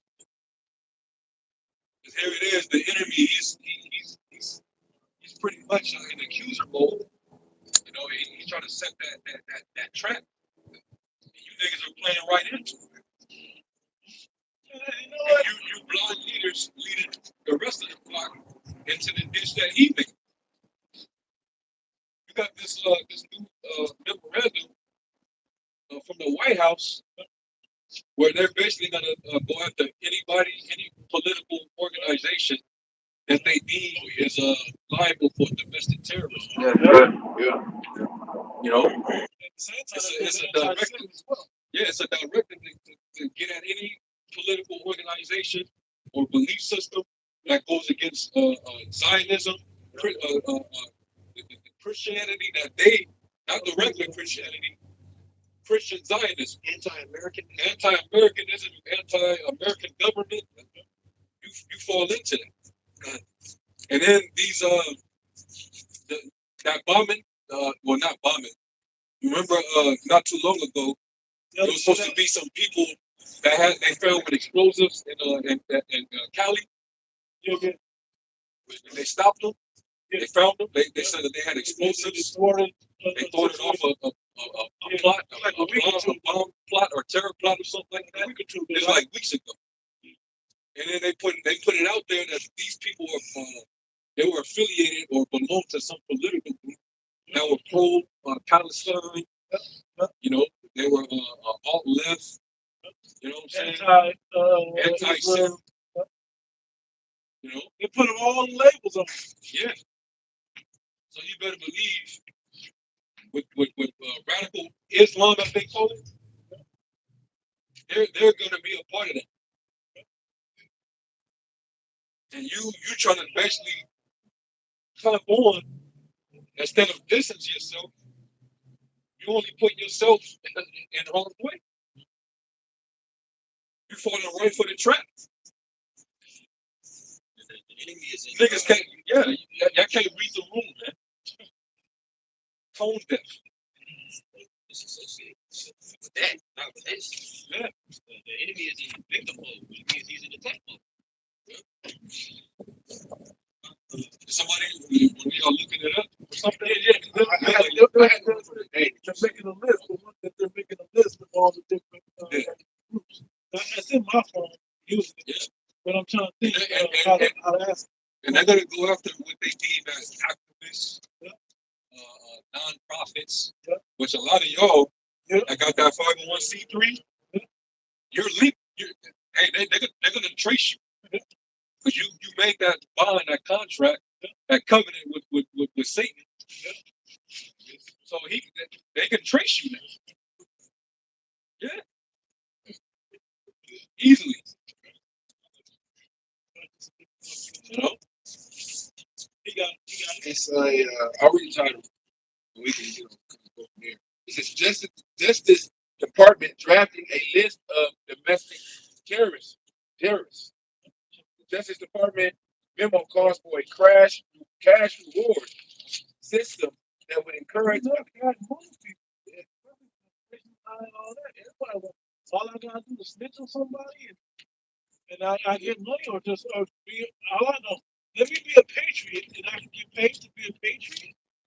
You gotta think on that thing. I'm a patriot. I want to see They're this. going to use that type of verbiage when they put this forth. Do you see anyone, any suspicious activity, anyone with thoughts that go against this, and this?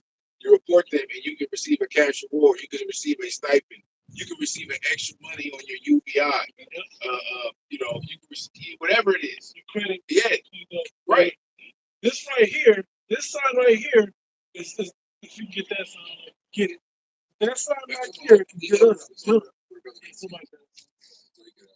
That sign right there got us on the list. hell yeah. That one right there. And because According to God, I don't know the Bible and wait because you know, one of the criteria to make that list is if your organization is considered a political radicalized group that causes intimidation or sparks any type of violence, any type of uprising, what they're going to consider insurrection. And really, what we do, this message of ours, this testimony, is considered revolutionary. So that's how we know that eventually that we're going to be on that list as well. They're going to persecute us as well. Even though we have the non-violent approach. And how Shai told us to be wise as serpents and harmless as doves. Give the ministry no blame. If it be possible, be at peace with all men. That's our approach. So when the enemy comes for us, we're blameless. And the Lord's going to justify us. All right? You other dudes, a lot of you're carnal in your walk, and it's going to cost you. A lot of these videos that Jake is saying some outlandish things, it's gonna be exaggerated, man. We also in a time of AI increasing, it's advancing like crazy right now. It's gonna be used. They're gonna use these, your likeness, and some of it is gonna be videos that are actually true. As far as you being there, you in the flesh, and they're gonna exaggerate it and alter it. But also, it's gonna be some things that's completely fabricated from scratch, man. Using this AI shit. That'll be the only way they can, try to blame us. Yeah. You got that, But some of you dudes are so tone deaf and carnal. So you have this inviting spirit. You want everybody to come up under your organization. With everybody, you want numbers. You want to recruit everybody. You don't know if you're recruiting agents. Agent provocateurs that's eventually might be used to crash out. And this guy was just seen at your Passover or your feast. When he went over here and committed this act. And now the whole thing is being investigated. It's the spirit that the apostle put out the order. No more offenders, man. It's getting tighter, man, because the accusation is coming. Yeah. Like you said, you don't even know what these guys is into. You don't know how they living. You don't know what they into, man. And you just by you having a barbecue or having some kind of little banquet with them, everything that's attached to them is now attached to you. Man. Right now, man. Good. Somebody, you're in the car with somebody committed a crime. Good. Guilty by association, yeah. Association. Yeah. Guilty by association. I think I called for that one scripture, Sirach, 11th chapter. Yes. Sirach 11:29. Bring not every man into thy house, for the deceitful man hath many trades, like the pit, like as a partridge taken and kept in a cage. Because they gonna come. I was thinking that. Yeah, because certain dudes you don't know, they might be coming to lay a trap, a snare. You would not know. Because these guys, hey, an agent, one of the things about an agent is they know how to blend in. They could be like a chameleon and just blend right on in. They study and learn the whole thing. So you dudes that's so inviting, you want everybody to come in. You don't know who you're inviting. He's sitting among you and he's studying your mannerisms. He's studying your doctrine. He sees how he's in the, he's trained to act just like you, just to come in and spy out and investigate you, or be used to do something to overthrow your whole organization. Man, they knew Bill O'Neill was down. I ain't coming against the police like that. No, this is a brother, man. Thank you, man. He's helping build back up the whatever school it was, whatever. He's organized. It's the brother right here. And let's find out. He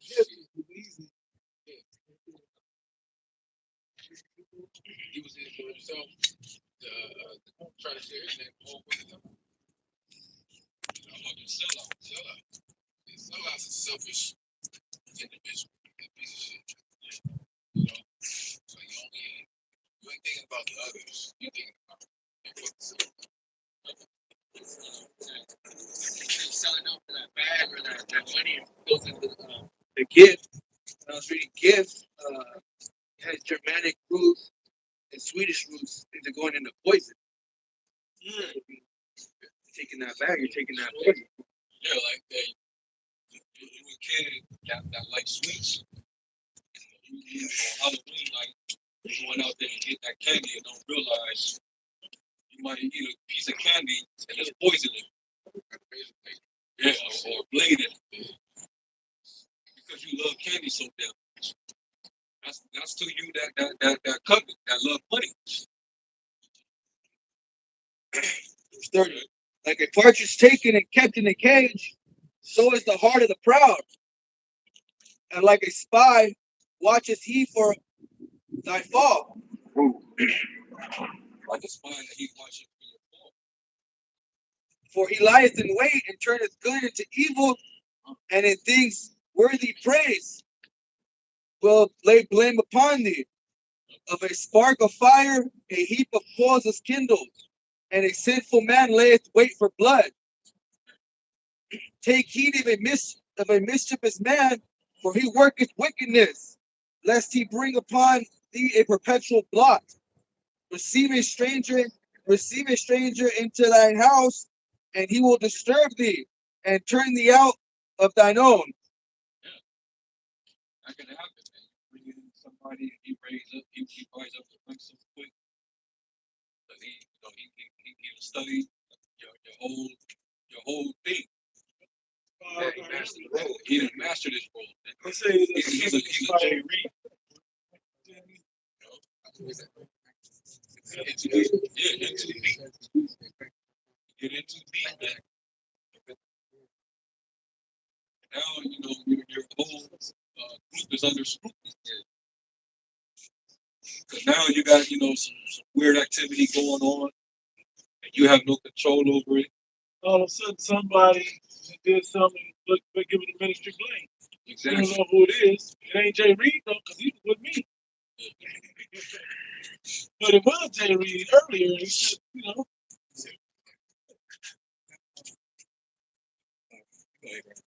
This is Galatians 2 and 4.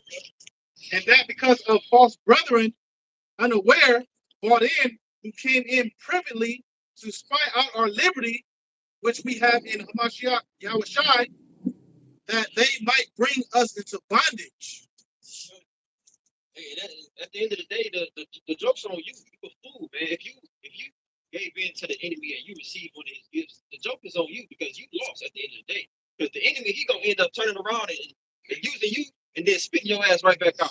You're not gonna win at the end of the day, man. If you are set up as an agent or as a sellout, if you have an agenda against the brethren, you lost. You're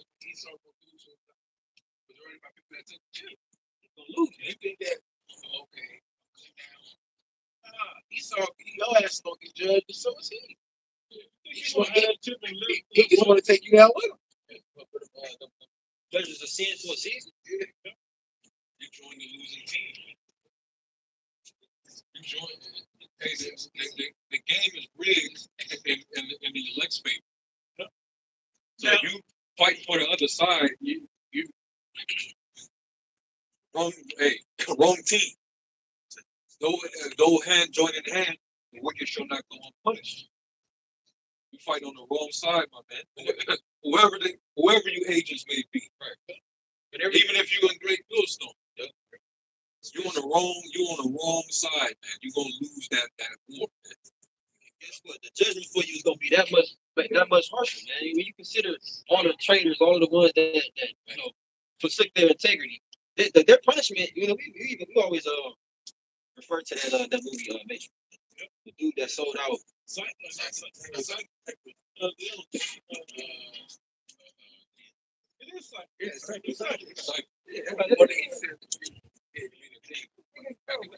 didn't even receive the real prize. He was sitting up there eating holographic meatloaf, steak, whatever. You ain't even had the real thing, man. So When you're proud to be a spy from another country in a different area, let's say you're a Russian spy, you're in America, you get caught, the consequences, man, are death. they don't just kill you, they torture you. They gotta get all the information out of you. You just gotta get a mercy for it, man. They're gonna fucking make sure you suffer. Yeah, and Jake usually have a conscience. So, like Judas Iscariot, after he did what he did, he had a conscience. Yeah. He hung himself. This wasn't worth it. I gave up the son of the Most High. Hung himself. He couldn't live with that. But guess what? That legacy is still there. We still read about it to this day. A lot of sellouts are called what? Judases. You know what I'm saying? Just imagine in the kingdom you learn that you was Judas. that's how you know. That's how you know. Your name, your reputation is a very important thing, man. Seriously. I got a real quick. I got a Ciroc 12 and 12 and a GNT. It says, see the enemy at thy right hand, and the next thing you know, he'll be trying to get your own place upon it. put him next to you, and he will overthrow you. Then you will realize the truth of my words and be stung with regret when you remember them. Now, so right back to my point. I can hear other guys about saying that it looks like this guy was about to win. He's about to win, bro. It takes a high level of faith through this word and what in these prophecies to know that he's not going to. Because it told us he was going to win until the end, and then he was going to lose. We was going to win. But if you just in the world, you don't read this book, looks like this man's just about to win. He's been winning the whole time. He's going to continue. Matter of fact, he's refreshing that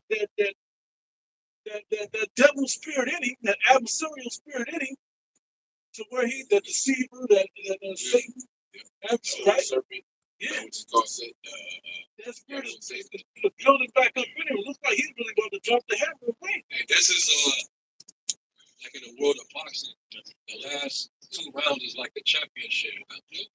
That's the goal. That's the goal. That's that. You know what I'm saying? The last round. That's that. All right. Let's Hands go. let your hands go. Try to knock his head off.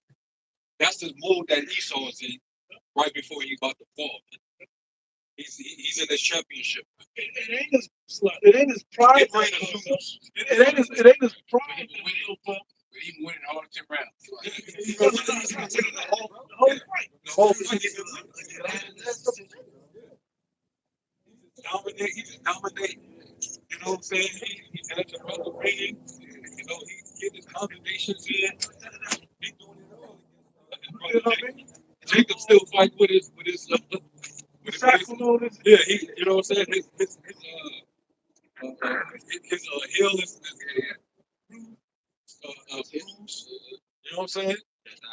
It's like that joint. Yeah, he's still fighting with his hip out of joint. You know what I'm saying? Disadvantaged. But then you don't see that. You don't see that surprise. That setup. That, you know what I'm saying? You don't see that. You don't see that tank against Leo Santa Cruz with that uppercut. Esau don't see it coming. So he think that he just about to bulldoze us and then just win. You know? But you that are this nation fighting on his side, you thinking he finna win. Because you've been seeing him dominate this whole time. That was the attitude our people had during the Maccabees. Yeah. Let's make a covenant with the heathen. We might as well. Just preserve our life to save our life. Yahushua said, he that will save his life shall use it.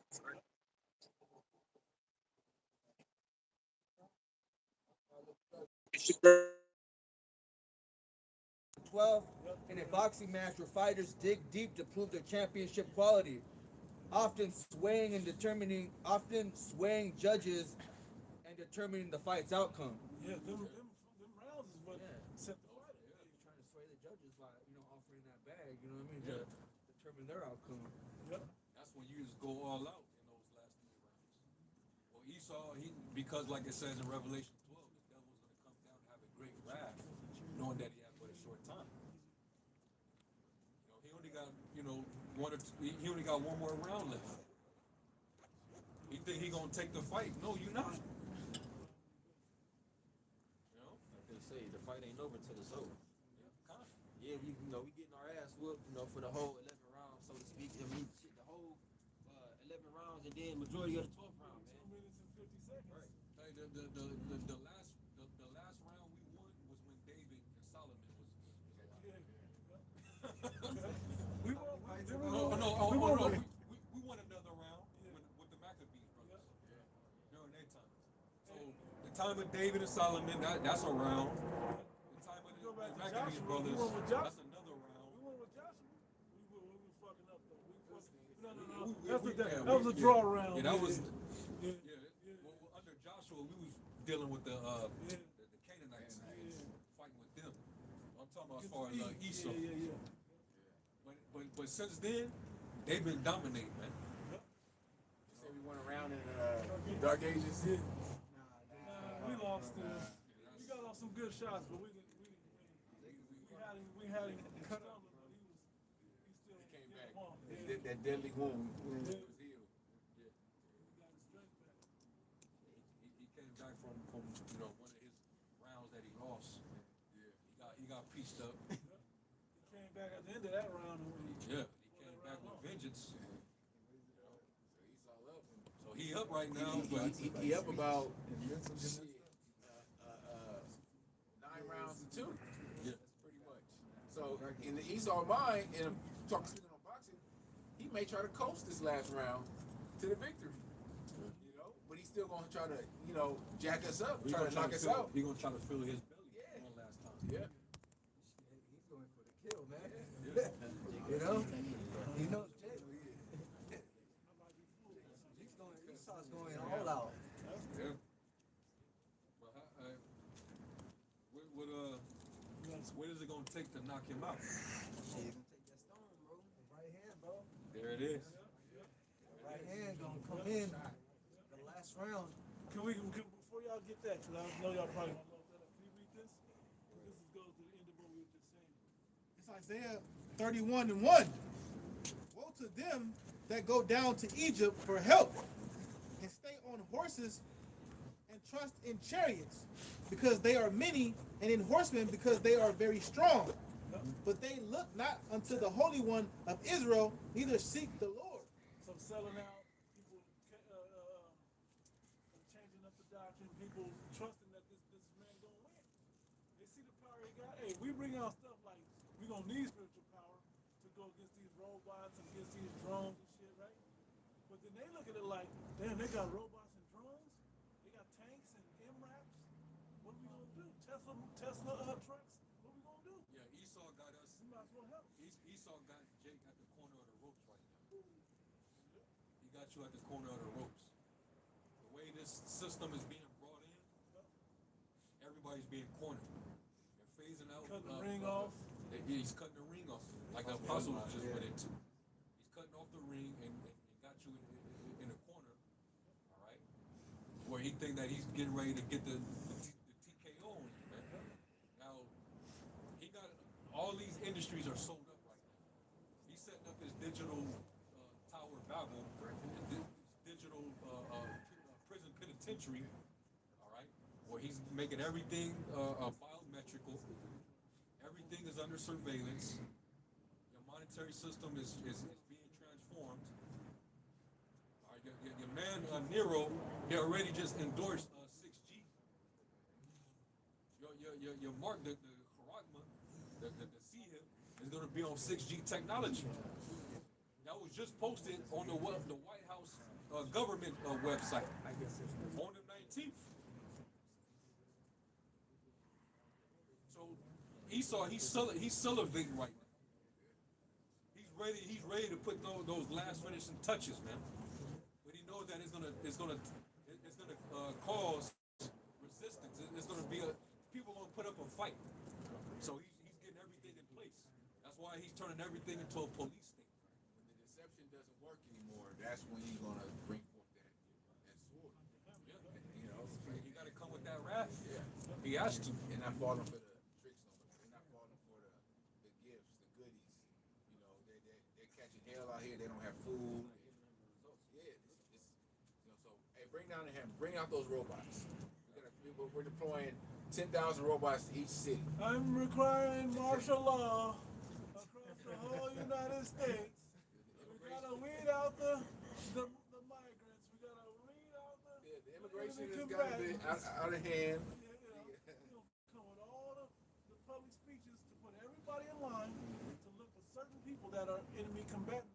The domestic terrorism must stop. We can't have that in our country. We really don't need that in our country. We need better things. But we gotta only do that. Side talk. The prophets are doing. We're trying to say, but we're not gonna win. We're gonna win like never before, baby. No country's gonna be able to stop us. We're gonna go all into all of that. And I believe that he's gonna say. I think it's him. He's gonna say these things. He set it all up. And he spake as a dragon. Yep. He's fulfilling that to a T. He's getting very, very draconian. God, yeah, this man is not the whole international law and everything that these nations live by and the rules of engagement. That shit is out the window, man. This man is not respecting anybody's sovereignty. Okay, he's not giving anybody due process. All he has to do is accuse you of something, and he can bomb you. Yeah. He's everywhere now. What are you about to do to Venezuela? Yeah, you got Venezuela, Nigeria, you know, everybody on Esau's list, 2026. He ain't holding back no more. He gonna go for the gusto, man. You know, And remember when he was running, well, I think it was either before he got in, he said there was an enemy from within. He kept on talking about there being an enemy from within. A lot of people didn't read this, they couldn't read between the lines when he said it. He's imposing war on his own citizens. War is going to be against you. You that work and pay your taxes. With all this legislation, September 11, 2001, right? Make sure you have 1 and 2, NDA, etc. All that was just to set up the martial law. Set up to be domestic teams. Foreign Powers Act, All that. Insurrection Act, all these different executive orders, legislations. Left wing, right wing is the same bird. Same thing. Controlled opposition. Yeah, man. I got to speak. You see how Jake is moving out here. All this is happening, and you got weirdo activity in Israel. All of a sudden, right? Yeah, bro, that's crazy. But we're not the same. Right. It's, Genesis 27 and 38. And Esau said unto his father, hast thou but one blessing, my father? Bless me, even me also, O my father. And I'm going to tap this right in the Venezuela. It says, and Esau lifted up his voice and wept. And Isaac his father answered and said unto him, behold, thy dwelling shall be the fatness of the earth, and of the dew of heaven from Let's talk above. about the resources. Go ahead. And by thy sword shalt thou live. Don't they want resources from Venezuela? Don't they want resources over in Africa? What's the country zones? Congo? Yeah, it's the neighboring ones that really got. I'm talking about Peru and Colombia? Colombia, Peru, I'm and thinking of not Uruguay. Congo, I'm thinking of Sierra Leone, It's those. and the ones in Africa. They want cobalt and That's the lithium and you all that want shit. these resources. Yeah. And it seems like a good deal, but we know this man don't keep no deals. Nigeria, Niger, yeah. So yeah, they're gonna go over there. Don't we make a deal? Everybody's gonna make money. No, you're gonna make What money. was the country that They're had gonna get all better. So like the country that had the gold deposit? Uganda. It's Uganda and Congo. Congo got the, what's this shit for the battery? Lithium, cobalt. And I think, They want these resources. Either Peru or Chile, one of those two, they're the third biggest producers of silver. It's Peru and Mexico, yeah, Mexico. but they're not cool with that. Mexico. I'm trying to think of the other. I just saw But it. see, once they get into it with Venezuela, it's going to cause a blockage in their supply line. Peru has the largest known national silver reserve in the world, while Mexico is currently top annual producer of the metal. Zacatecas. Peru, Russia, China, Poland, these are silver reserves. Yeah, so you know they ain't fucking with Russia. Russia and China ain't fucking with them. Right. Poland, Mexico.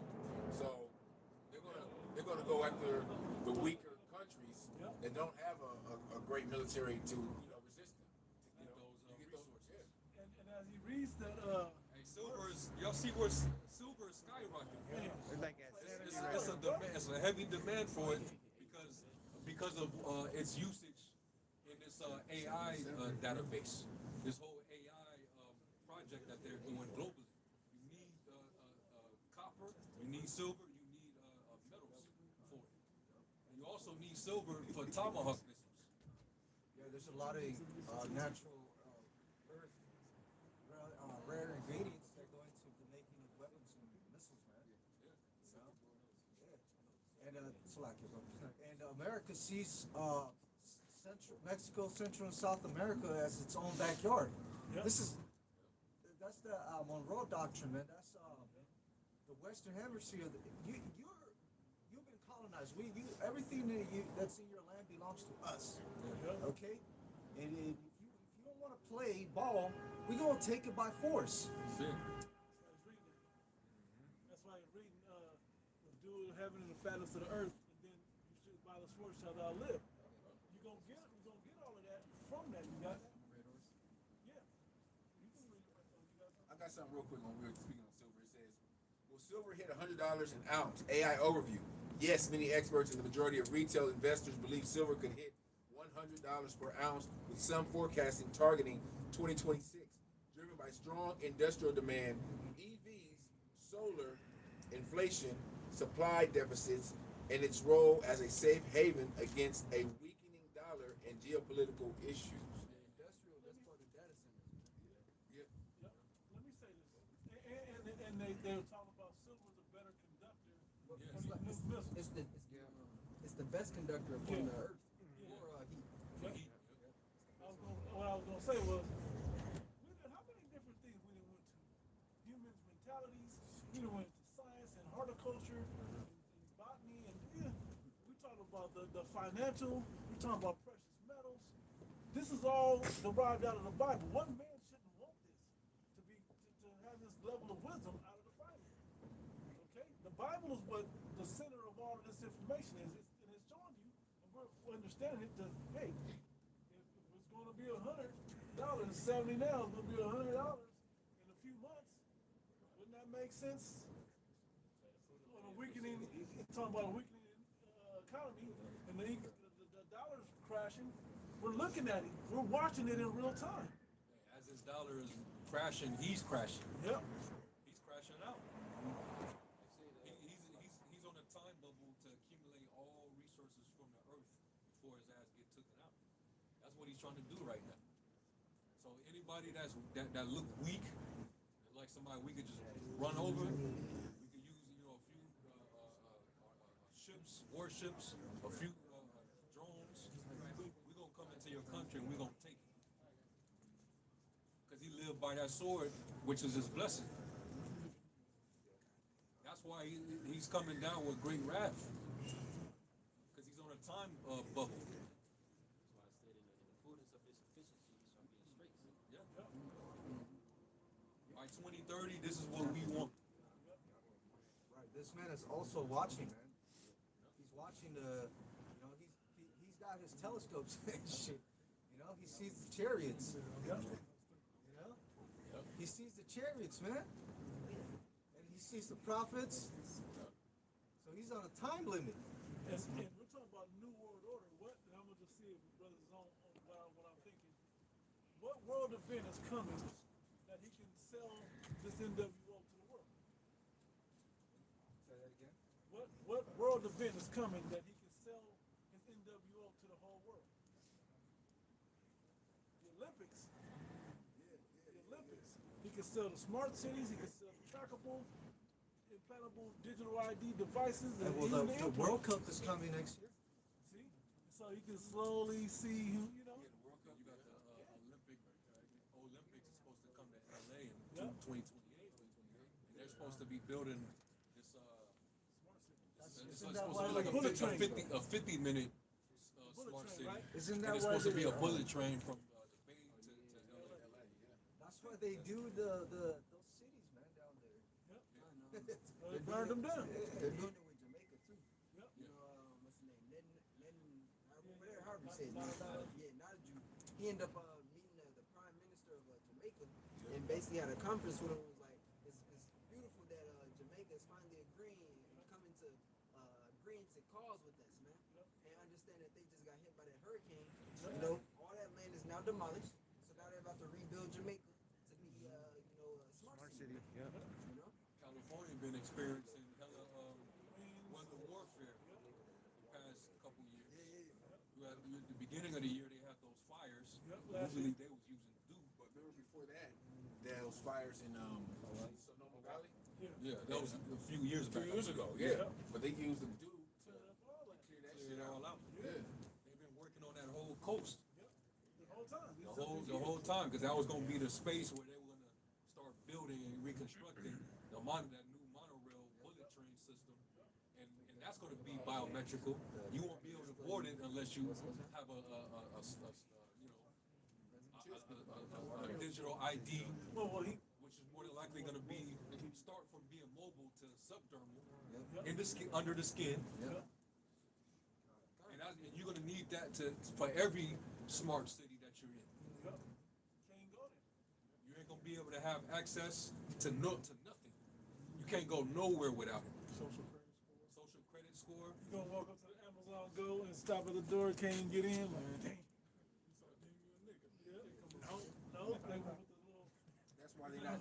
That's why they're not tripping on. They're gonna use the people that when they grab and smash and grab. Yeah. They're gonna use them as an example to put those barriers in certain stores where you can't get in, can't get out without that device. So By herself. they won't need that higher extra security. Like, look, okay, who went in there and stole? Oh, Deontay, you take deduct whatever that nigga stole from.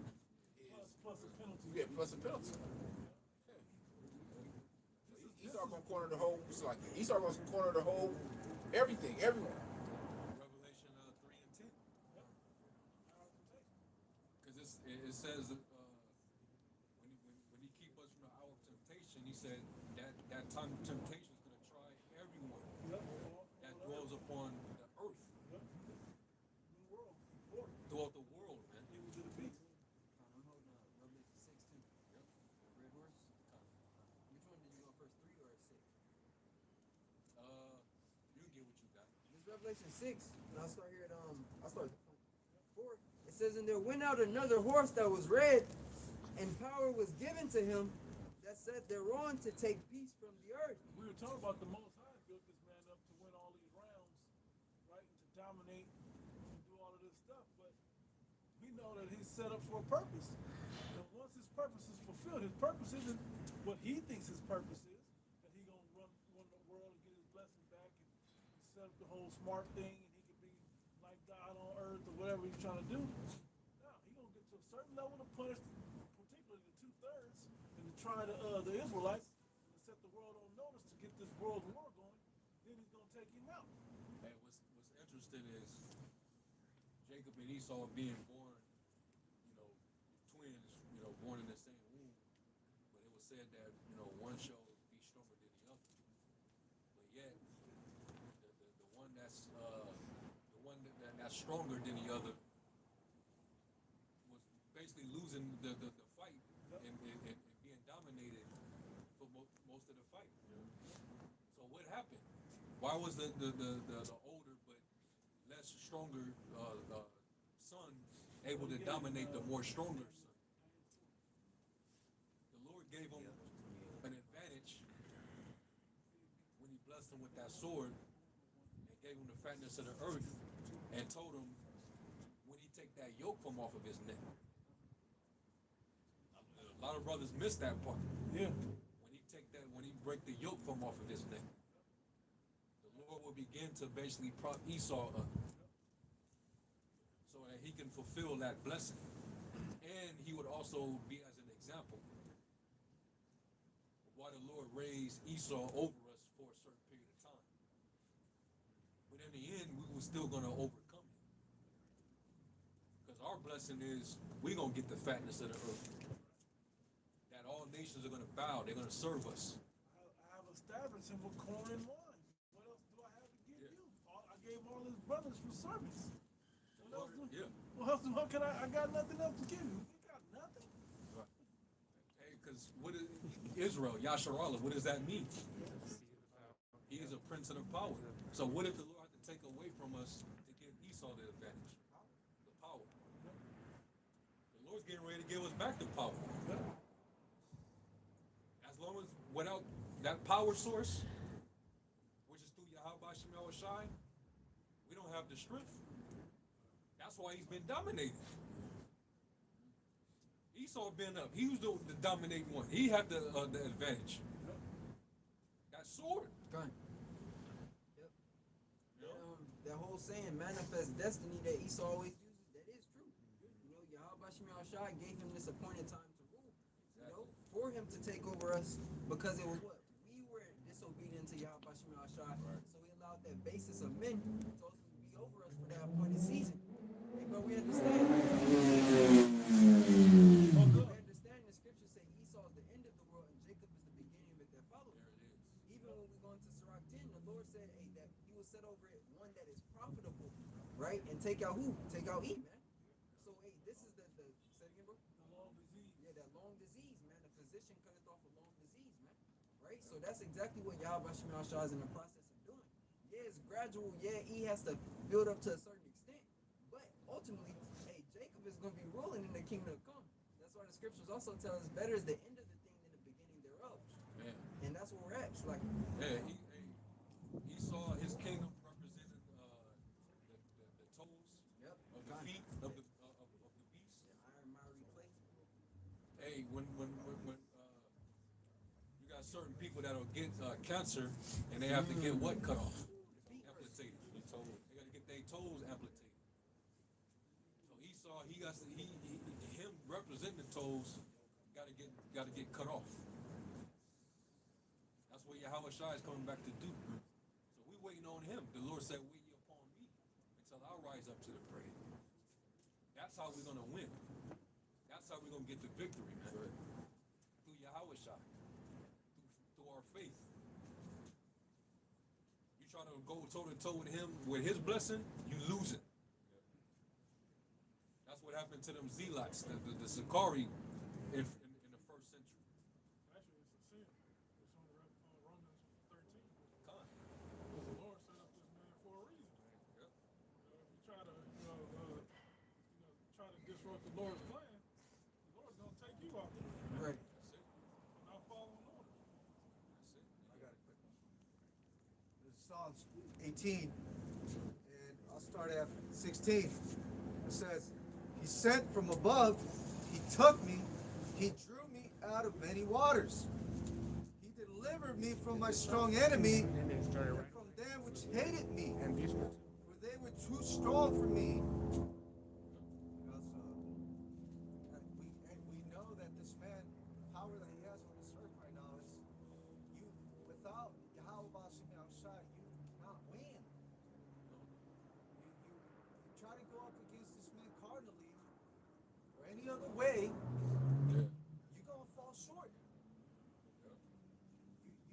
You will have no might of your own. You have no security. None. The security should only be in the Lord. The name of the Lord is a strong tower. He that runneth to it is safe. You know? And the weapon that we have on our side compared to the weapons that he have, our weapon is spiritual, man. Our weapon is our faith in Yahweh Shemel Shai. Their weapons is carnal, man. All of their technologies that they was able to build up these different weapons with. That's what they have, man. But our weapon is more effective than theirs, and it gets straight to the point, man. You ain't gotta do too much. I got a quick precept, right? Because brother was going into the the analogy of the foot, or rather the scripture, and when you think about combat and war, man, when your toes are compromised, that's everything. That's your stability, your strength. When you take the feet out, you take the whole body out. But real quick, I got 2 Maccabees 8 and 18. For they, he said, right, because this is Judas, he was encouraging his army. It says, for they, said he, trust in their weapons and boldness, right? Because Esau, he's used to winning, he's used to being on top, right? But our confidence is in the Almighty, who at a bet, which is the nod of a head, can cast down both them and come against us, can both cast down them that come against us and also all the world. That's the type of power that's on our side, man. So we just gotta continue to trust in the Lord and wait. He gonna let Esau get to that level, man. But that's a bound that he cannot pass, as the scriptures say. He ain't gonna get past that.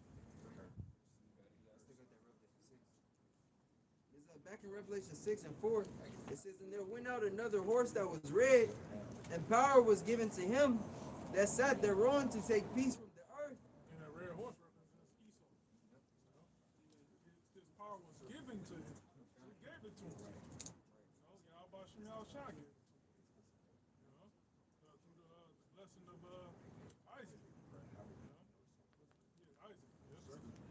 power was given to him that sat thereon to take peace from the earth. Peace from earth, man. Look at the earth now. Look how chaotic the earth is, man.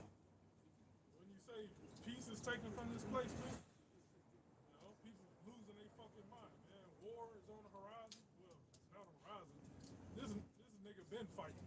He been fighting for hundreds of years, man. You know, since the inception of Great Babylon. You know, but it's just gonna get worse and worse. Pestilence, diseases. You know, war is in your body right now, man. You know, war in your household. You know, and Esau is a common denominator. And power was given to him that sat thereon to take peace from the earth, and that they should kill one another. And there was given unto him a great sword. Woo, the projectile weapon, man. Since the Gatling gun, man. You know, the Gatling gun of, man, I forgot this nigga name. The fucking musket, man. Yeah, Gatling. No, yeah. This motherfucker be. No, Gad was fucking there. I know. Yeah. When they doing this, Gad's arrows, you know? Yeah. Gad be hanging on the side of a horse. Get their ass with an arrow. Came over here. They have. Yeah, that invention of the Gatling gun, man, was tearing Gad up. Yeah, Richard Gatling. It's like a minigun. Now this nigga got lasers. This nigga got lasers now. From the heavens. Right. He's trying to copy the Most High. He got nuclear bombs, nuclear missiles and shit. You know, that's that great sword. What did Oppenheimer's quote say? I have become death. I have become as death. The destroyer of worlds. It's that gun. That's him trying to sharpen his sword to that highest level. And it's only to the level of the Most High. You know, the Most High is use. Because the only power above that is what the outside is going to bring to earth to take this man down. And he's gonna be the one to restore the peace that the red beast took from the earth. You know, it only makes sense for the Prince of Peace to return that peace. So that means that he got to come and judge and make war first. Like they have the power right now. Right now, But as yeah. we come closer into that championship round, you know, before that bell rings, that's when Yahweh and Yahweh Shai gonna come back. I got those precepts in Deuteronomy 32 and 36. It's in the Legacy Standard Bible translation. For Yahweh will render justice to his people and will have compassion on his slaves when he sees that their strength is gone and that there is none remaining, bond or free. Right before that bell rings in that championship round, so he's gonna come in. You know? And Esau that ass whooping. And on that ass whooping, right? He gonna come back with that right hook. We've been on that rope, though. The greatest of all time. Rope. Oh yeah, he gonna give him that Anthony Joshua straight to Jake Paul jaw, man.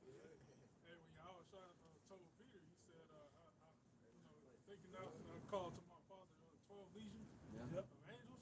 It's like 80, 90,000 angels, man. I believe those same angels, come back, man. You know, and get busy, man. For an hour ass work. That's a long fucking time. Yeah. That's chaotic, man. Motherfuckers' hearts gonna be felt. Slow down time. Yeah, slow down time. That bell ring is the sound of the trumpet being blown. When he appeared with the sound of a trumpet, that's the bell. That's the final bell ring right there. Yeah, straight up, man. Did somebody get Psalm 98? Psalm 98. That's gonna be a terrible day for the whole planet Earth, man. Yep. Even we gonna be scared, Hell yeah. See that glory.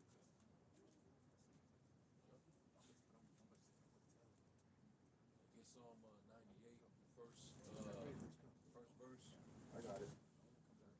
Psalms 98, verse 1.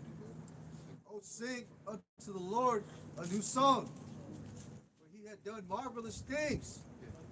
His right hand and his holy arm had gotten him the victory. See that?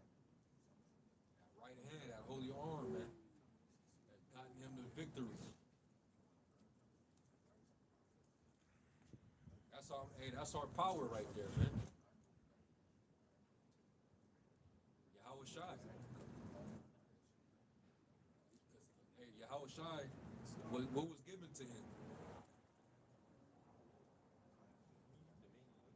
Dominion, power, authority. You know? He said, he told his disciples before his departure, he said, power has been given to me both in the heavens and on earth.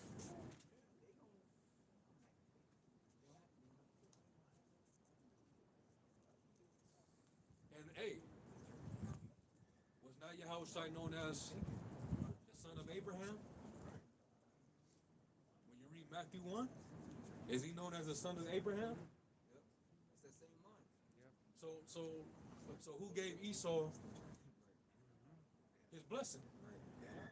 Yahweh Shai. Isaac. The son of, yeah. The son of Abraham. May I expound? Yeah. Because understanding Abraham was to do what? He was to sacrifice Isaac, right? And it was a tale of, not tale, it was basically a statement of it to show forth his obedience. But what happened when he was about to sacrifice Isaac? What popped up? In the thicket. What was it? What was in the thicket? Remember? A ram, right? Instead of sacrificing that son, the Lord allowed him to sacrifice that ram. Understand that Yahweh Shai was the ultimate sacrifice, Isaac being the sacrifice, just showing the parallels, right? Yahweh Shai ultimately being the lamb without blemish goes back into, how you could line it all up, just for, those that are watching or who may not know. Thank you. So it was ultimately Isaac that gave Esau that blessing, knowing Isaac was Yahweh Shai. Same thing. That's why it says, and in Isaac shall I see thee fall. See that Abraham was Yahushua the whole time. Exactly. See? Son of David. Hey, even King David said it himself Son of about David. his son having that dominion in that everlasting kingdom. That was who? Solomon. And who was Solomon? Exactly, Yahweh Shai. So, hey, that's why when we say Yahweh Shai is all throughout the book, man, it's all about him. That's why Psalms 40 and 7, Hebrews 10 and 7 says the same thing. Bro, I come in the volume of the book, it is written of me to do thy will, O Yahweh. Yahweh Shai is all throughout the scriptures, man. Old Testament, New Testament, everywhere, man. Everywhere. It's all about him. All about him, man. And going back to that right hand, Yeah. that's how we're going to get the victory. Melchizedek. That's Yahweh Shai again, right? Because it was establishing a priesthood in the heavens before it was an established priesthood here upon the earth. And what did Melchizedek? What did Melchizedek do? Who tithed unto Melchizedek, right? You guys know? Yeah, Abraham, right? And what was that a precursor of? That the Levites were no longer to be just the priests, but now it was going to be open. The priesthood was going to be open into all the 12 tribes. That's why when Yahweh Shai was on the cross and the veil of the temple was rent, it signified what? Exactly. Yeah, and it being opened into all. Ultimately, and even that middle wall partition, speaking of the Israelite foreigners coming back, man. And that's all through who? Yahweh Shai. So this is all about Yahweh Shai. All about him. Our win, our victory is through him. That's it. Not of ourselves, man. That's it. The real victory is being on the level he is with the Most High. Being a level with the Most High as he is with the Most High. What did he actually say? He said that they may be one as we are one. That's the point. So we don't have to go. And Mr. Levite, I'm just saying this way, Mr. Levite, could you go in and tell the Most High? Or could you ask him for me? Or we can all go into that behind the veil. You know what I'm saying? To do it. Through Yahushua. Through Yahushua. He opened that up to where he's gonna be in us, like he's in Yahushua. We'll be able to have that instant connection. And that'll keep us from doing all of that's what the new covenant's about. Yeah, before we rule the world, the nation got to be straightened up first. We got to be purged. We got to be set in order. And we got to basically be like priests, because we're going to be once Yahushua conquer these nations, we're going to dominate them, and that's when we're going to have to be priests unto them. Teach them in the ways. Priest says, Yeah. And this is the church, the body of believers. And it starts with, the body of believers said, you got to, like you said, your house in order. Exactly. That's what we're doing right now.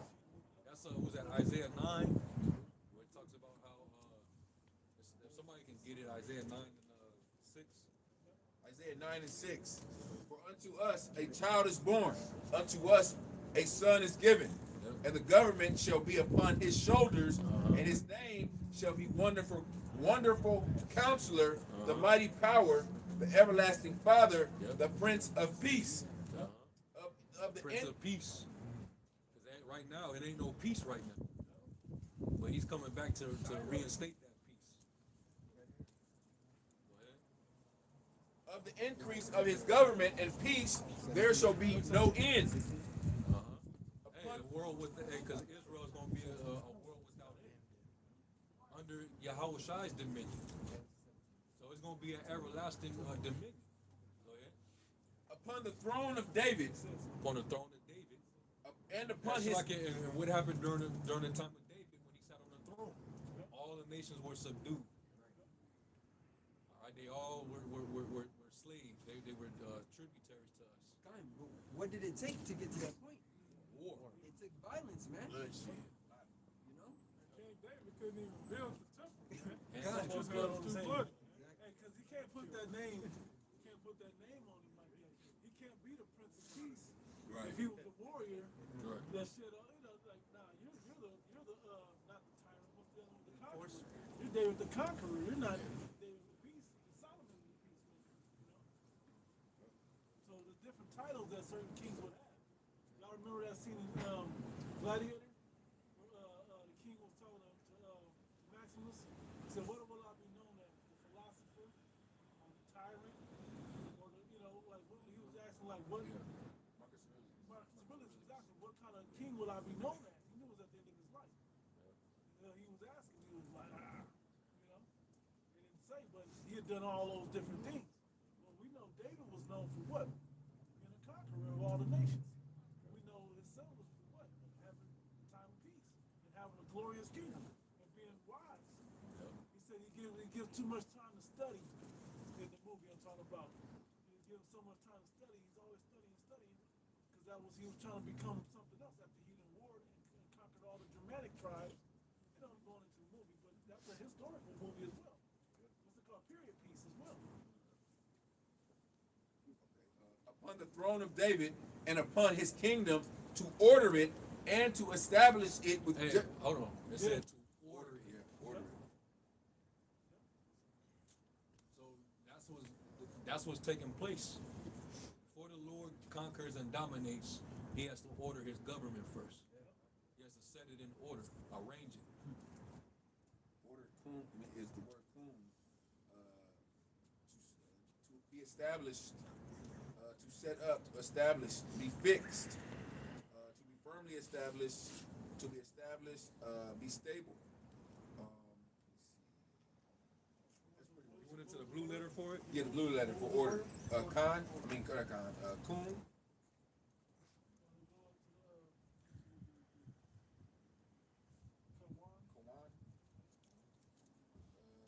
Strong says properly to be erect. Set up. Yeah. Basically, no different than what Adam did. But you know who that is. He set things in order. He set all the dominion and all those things as well. He said everything. He named all the animals. Go to the Strong's definition. Yeah.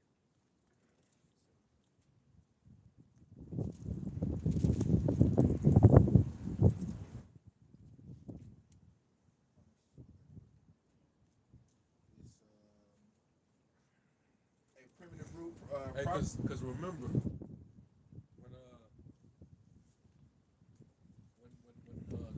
New Jerusalem comes back down, it says that she will be what? Adorned. Ordered. Dressed. Prepared. Yeah. See that? So he's ordering his bride right now. Thank you. Not like ordering like mail order. Right. But getting her ready. Right. Because it takes her basically going through that period of purging, Con. right? And then sitting in those oils, you know, and trimming, paring her nails, trimming her hair. You know, it takes the resetting ultimately. Yeah, taking all the impurities off of her. Get all that BS that somebody else, get that devil's energy off, get that Edomite's energy off. That nigga, get that out you. We gonna change all that. We gonna have counselors around you, get your mind right. This is all happening in the scripture to this woman. Okay, we're the woman, of course, right? Okay, it says hence to set up in a great variety of applications, whether literal, establish, fix, prepare, apply, or figurative, appoint, render, sure, proper or prosperous, certainty, confirm, direct, faithfulness, fashion, fasten, Direct. firm, be fitted, be fixed, frame, be meet, ordain, order, perfect, make preparation, prepare. Perfect, make preparation. So he's trying to perfect us, so that we can be that governing body that's going to reign on the earth. And all nations are going to have to come to us. We're going to be that government on his shoulder, man. We're going to be that light upon a hill. You know, so the Lord is he's ordering and preparing, you know, his government, his masharah. Right? His government. Mind control. Second coming. Yep. Oh, back to the verse. Verse 7. To establish it with judgment and with justice from henceforth, even forever. We need justice, man. Now, the real justice is we went through the punishments of what we didn't do right for all this time, but we need justice because this man perpetuated the violence on us. Though our iniquity had an end. Chattel slavery, how bad was that? That was, man. When we bring up the word slavery in the dictionary, hey, when those Matt Walshes and all of them bring up about slavery and all of this, right? Your slavery is the one that comes up. All the ones, you weren't the first to do it. Africans was enslaving each other. Arabs enslaved. That sounds cool, but yours was the one that comes up. Why? Because your shit was worse than everybody's. And you did it to the apple of the Most High's eye, his chosen people. That stands for something. That means something. When they bring that up, you can always ask them, yeah, they were enslaved, but did they ever lose their heritage? Yeah. Did they ever lose their land? Or, you know, we lost everything. We lost everything. Everything. Our identity, everything. Oh, what nation had a yoke of iron put on their neck, right? Yeah, yeah. Literally. You can go into all them slaveries. You can bring that up if you want. But what nation endured that? We literally had yokes of iron around our neck. Anybody, if I ask about the yoke real quick, anybody know how much that yoke of iron weighed? You know, it was literally, and this is symbolic, but y'all catch it. What's the crucifix in the Hebrew character? What's the characters? It's the thou, right? X, right? What does that yoke look like? It looks like an X. So we literally, as a people, had to carry that yoke on the neck, carry our cross, carry that burden. That thing was heavy, man. That thing was like 50 pounds, bro, on your shoulders. And I don't know how much it is, but it wasn't 10. Even 10 is heavy. Put 10 pound weight in your backpack and walk around with that. See how long you can walk around with that. And then you gotta walk from Mississippi to Alabama or some shit. You know? So you don't run off. And the little kid shackles, too. Man. You know? Baby shackles. I'm saying, just did you bring that up to a guy like somebody that's debating? Well, just because you're slave raising, I'm trying to lessen the blow of what you did. You went too far, bro. You could have did it another way. You went too far. You gotta get paid back for that. And he kept kept going. Yeah, and look, he's telling you again. Yeah. You know? He didn't say, okay, that's enough. We're gonna give these people their heritage back. We did enough. No, man. This man kept going and framed mischief Yeah. through his loss. You know, he made sure that Jake, even though you were freed, he made sure that your so-called freedom, man, was gonna be the road here in America is just filled with fucking pits. We were watching that story of that comedian yesterday, man. You know, how the devil destroyed him. You know, What was his bro? The comedian. What's his name? Barnett from DC. He was a Dave Chappelle. Oh, yeah, kind, yeah. The comedian that Dave Chappelle was talking Charles. about. Charlie Barnett. Charlie Barnett. Yeah, Charlie Barnett. Yeah. You can tell he was depressed. He came out the womb. Yeah. You know, his mother was an alcoholic. No father in his life. You know.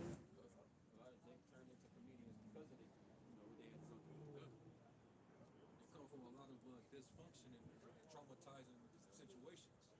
And they basically what they do is they take that pain and they turn it into comedy. You know? Yeah, man. See a lot of comedians tell their stories. When I was growing up, we had it hard, and I noticed whenever I made jokes, my mama would laugh. That's how I became a comedian. Because I noticed my pain would make other people laugh. Yeah. That's why Jake is the best comedians. You gotta be under the curses. Yeah, Jake is under them curses, man. They sing with music. Yeah, That's best, why yeah. blues hit. Blues, best blues singers, Soul music. Hey, you know what? That's all. That's none but pain, man. I won't say R&B. R&B is because Jake won't love so bad. Yeah. That's the only comfort he seemed to have had was with a woman.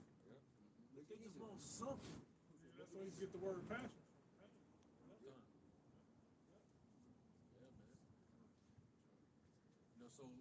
So, this devil talking about, what did that one devil say, man? Nah. the one that said, I'm not gonna,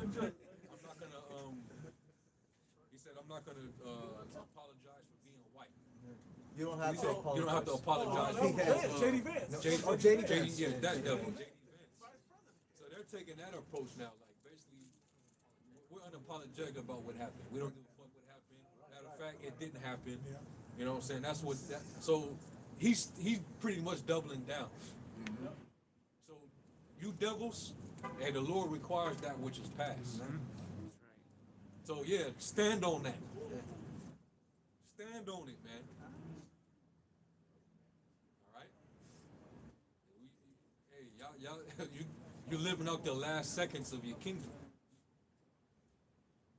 You're getting ready to be met by the Lord of hosts, the Lord of Sabaoth. All right. You got your little Department of War, and you know what I'm saying. You got your, So you in that. So y'all in that y'all in y'all mode right now. But you know why you're in that mode. You feel something. Edomites not getting along with Edomites. Egyptian against Egyptian. All right, it's the beast versus bricks. The Russian versus American. That's two Edomite nations about to go to war with each other. But y'all done. Y'all through. The world don't agree with the little top people. Everyone being the people of the Lord. Everybody calling them out. They're the most hated. Definitely the most hated. Yeah. A kingdom is not meant to unless you're a true Israelite, unless you're of the true Israel. All these other dominions, they all have a time to rule and a time to fall. And you in your fall right now. So hey, like I said in Lamentations, be glad, man. Rejoice and be glad, O daughter of Edom. You know, Live it up. live out your last seconds, man. All right. They still hate Oh, hey, hoard up your silver. You gonna need it, your canned even though it goods. ain't gonna save you. You know. He's gonna have to vomit it all up, man. Yep. Give it back. And don't listen to the sellouts among our nation, false prophets that's trying to, you know, that's trying to cuddle you right now. All right. Don't listen to them. They're giving you false hope. Because they're gonna die right along with you. The Lord gonna come and take both those of the circumcision and the uncircumcised. All right. When the Lord come to trample that wine press of the fierceness of His wrath, 2/3 is gonna be among those grapes. Moab is gonna be among them grapes. Edom is gonna be among them grapes. Okay? Ishmael, you're gonna be among those grapes. So the 2/3, right? I already mentioned that. And that's for all the tribes. All right? So do what y'all do. But the word is going out. All right? The word is going out, man. And it doesn't matter, what you think about us or what you classify us as. You're still subject to his words. We all are. You know, when he sent Jeremiah to prophesy, what did he tell him? I sent you to what? To pull down, to uproot, To bind up. somebody get it.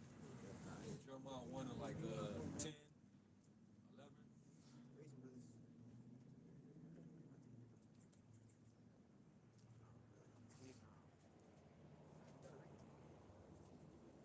This is Jeremiah 1 and 10. See, I have this day set thee over the nations and over the kingdoms to root out, to pull down, to destroy, and to throw down. And to throw down. That is a very heavy position. And that's what we're doing through the Spirit. Hey, that's what violence shall that great city Babylon be thrown down. And it said up above that, and it was a stone like a great millstone that was cast into the sea, saying, thus with violence shall that great city Babylon be thrown down. That name is scripture. Yeah. ChatGPT know about us. Ask ChatGPT. You know. So that occupation that Jeremiah hold as a prophet, that was what he was sent to do. Same thing we are. And that's exactly what we're doing. We're sending the message of Babylon is going to be thrown down. We're reiterating John the Revelator of his vision of Babylon being destroyed. 18 chapter. We're in Babylon and it hasn't been destroyed yet. But we're calling to his words of prophecy in Babylon that it is getting ready to be thrown down. So we're saying it just as John 2,000 years ago said it before it happens. So that means that technically we're still prophesying because it ain't happened yet. And there's a lot of Americans that don't believe that. You know? Even though all the signs are saying, hey, even you have certain Edomites who are even historians who are bringing out, hey, well, I mean, when you take a look at the parallels between the Roman Empire and America, it's all the same. Yeah. The currency, the monetary system, it's all devaluing. Rome's army was stretched thin, so forth and so on. They're bringing out all these details. Well, it's evident because this is the revitalization of the Roman Empire, man. This is that Renaissance period, or or Satan being loosed out of his prison for that 1,000 years. This is that rebirth, man. Yeah, this is that little season, man. This is that like you said, the toes mixed with the iron miry clay, man. This is where we're at. So it has to happen. There is no empire that Esau is not in control after this one, man. That's it. You know? It also says that in Daniel, Yep. where it says, and it shall be not left to other people. When it says, and it shall not be left to other people, that basically means our kingdom, our empire, is not going to be succeeded by another nation. That's right. Every empire had a predecessor and a successor. Okay. When you preceded a nation, that nation before you, or that empire fell for you to come into power and reign. Right. And then once you get brought down, the nation that's going to be next to rule after you succeeds you. So guess what? Esau, being the end of the world, is getting ready to be succeeded by Jacob. World without end. World without end. Yes. It's not going to. There's going to be no successor to the rule of Jacob. That's it. For eternity, man. So y'all can have this shit. You 2/3. You think this is what it's all about? Y'all can have it too, man. Keep broken glass and concrete, BBLs, taxes and BBLs, weaves, condoms, fucking blunt entrails, birth tobacco. control, Keep all that shit. GMOs. Small. Fuck. Keep all that shit, bro. Okay, weed killer in your yeah. apple juice and cereal, Yeah. metals in your cereal, forever chemicals. You know? All that shit. Death. Yeah. Yeah, keep all this death. Everything we name was So leave good. the death. Keep all that shit. Keep this man as your God and keep all that death. Yeah, Yahweh shall ultimately conquer death so that we can conquer. You know? So Sirach 37 and 25. The days of the life of man may be numbered, but the days of Israel are innumerable. Innumerable.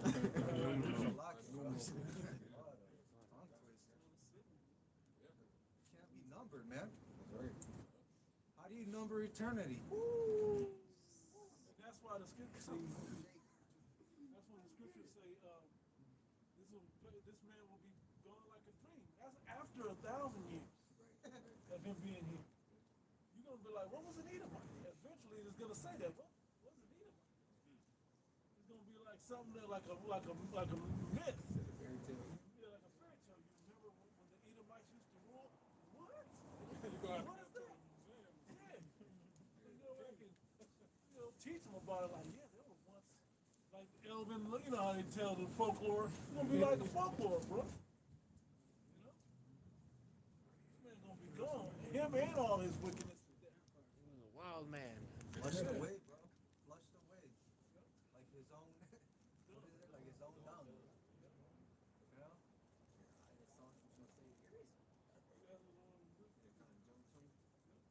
I got one real quick.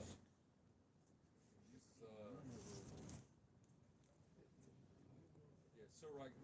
You just read Sirach 37. This is Sirach 18 and verse 9. It says, "The number of a man's days are at the most, or 100 years, as a drop of water unto the sea, and a gravel stone in comparison of the sand. So are 1,000 years to the days of eternity." And you not say that we're going to be as the sand of the sea, can't be measured nor numbered. So even our days are going to be as such. You know, we're gonna reign for eternity, man. This shit here is just temporary. This is just a, we went to sleep for it seemed like a long ass dream. But hey, ain't that a scripture? Where it says it shall be as we woke up from a dream. I think it's in a song. We have been as one that dream. I think it's 73 and 20. oh Lord, when thou awakest, thou shalt despise. No. Oh, Not that.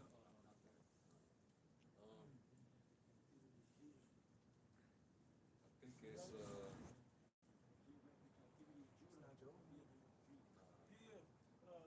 it's Psalm 126 and 1. Psalm 126 and 1. Does it bring back that That's one? there it is. Psalms 126 and 1. A song of the degrees. When the Lord turned again the captivity of Zion, we were like them that dream. See that? We were like them that dream. You know? Because just imagine that, right? Like you in paradise. Everybody, all Israel is righteous. Right? There's no more wars. Everything is been rejuvenated. Everything is pure. But then there was a time when we was under attack. We was, we suffered constant terror, man. We was under curses. We was depressed. We didn't have nothing. Everybody else had land and military and resources. We didn't have a damn thing. Our women, which is our glory, was our enemies. What? Bro. Talking shit. A whole nine. Right. Tell me back and get the fuck out. Our women was fucking whores. The other nations had their way with our women. Yeah, they used to prefer bears over us. We're like, bears? They feel safer around bears. They was picking bears over us, man. That's like waking up. So in the middle of the kingdom, this 5,000 years later. Yeah. It's like waking up from a dream. Like sometimes you might barely remember a dream you had, a few years ago. You know, that's what it's gonna be like. Matter of fact,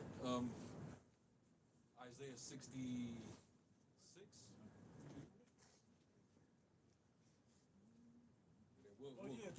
We'll close. The whole top. Isaiah 66. Isaiah 66 at the top. No. No. Isaiah 66 is 19.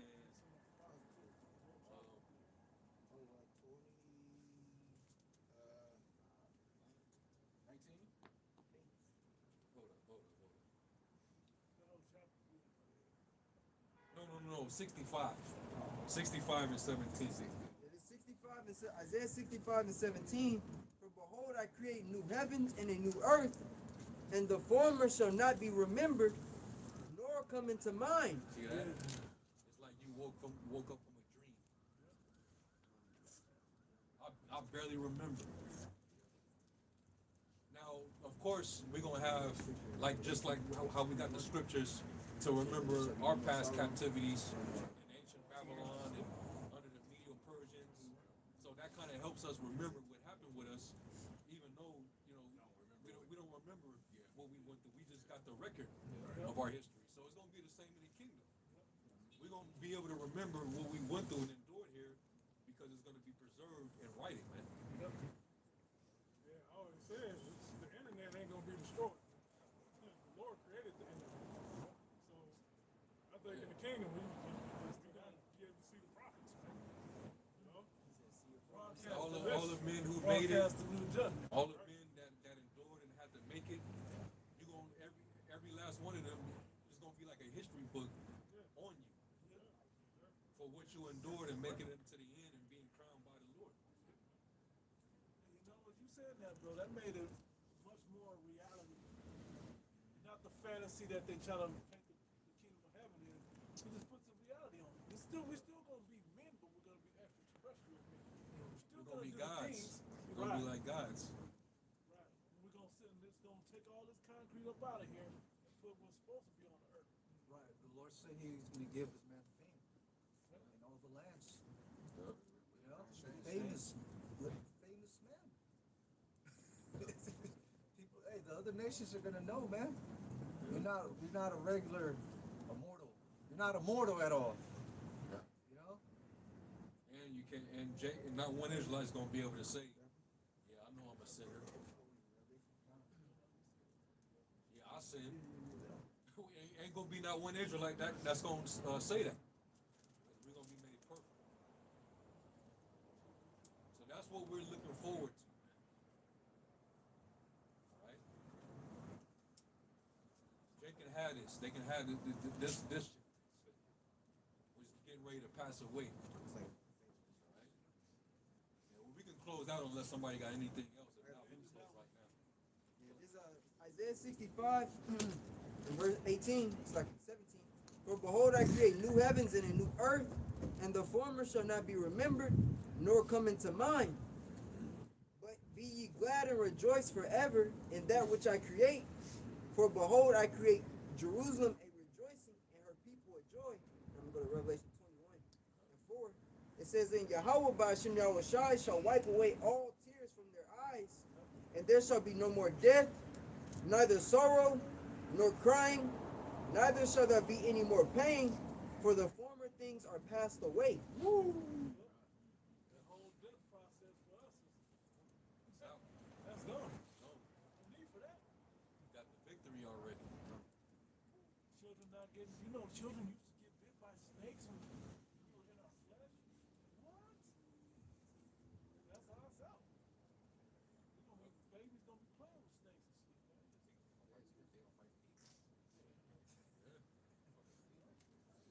Yeah, man.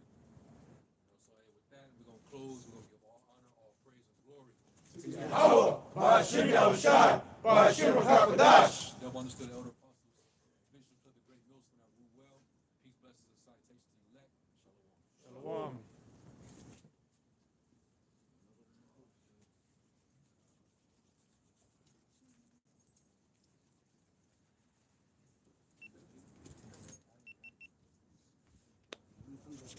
Take note on how cold it is right now. You know it's gonna get cold. I forgot my jacket too. I'm like, man.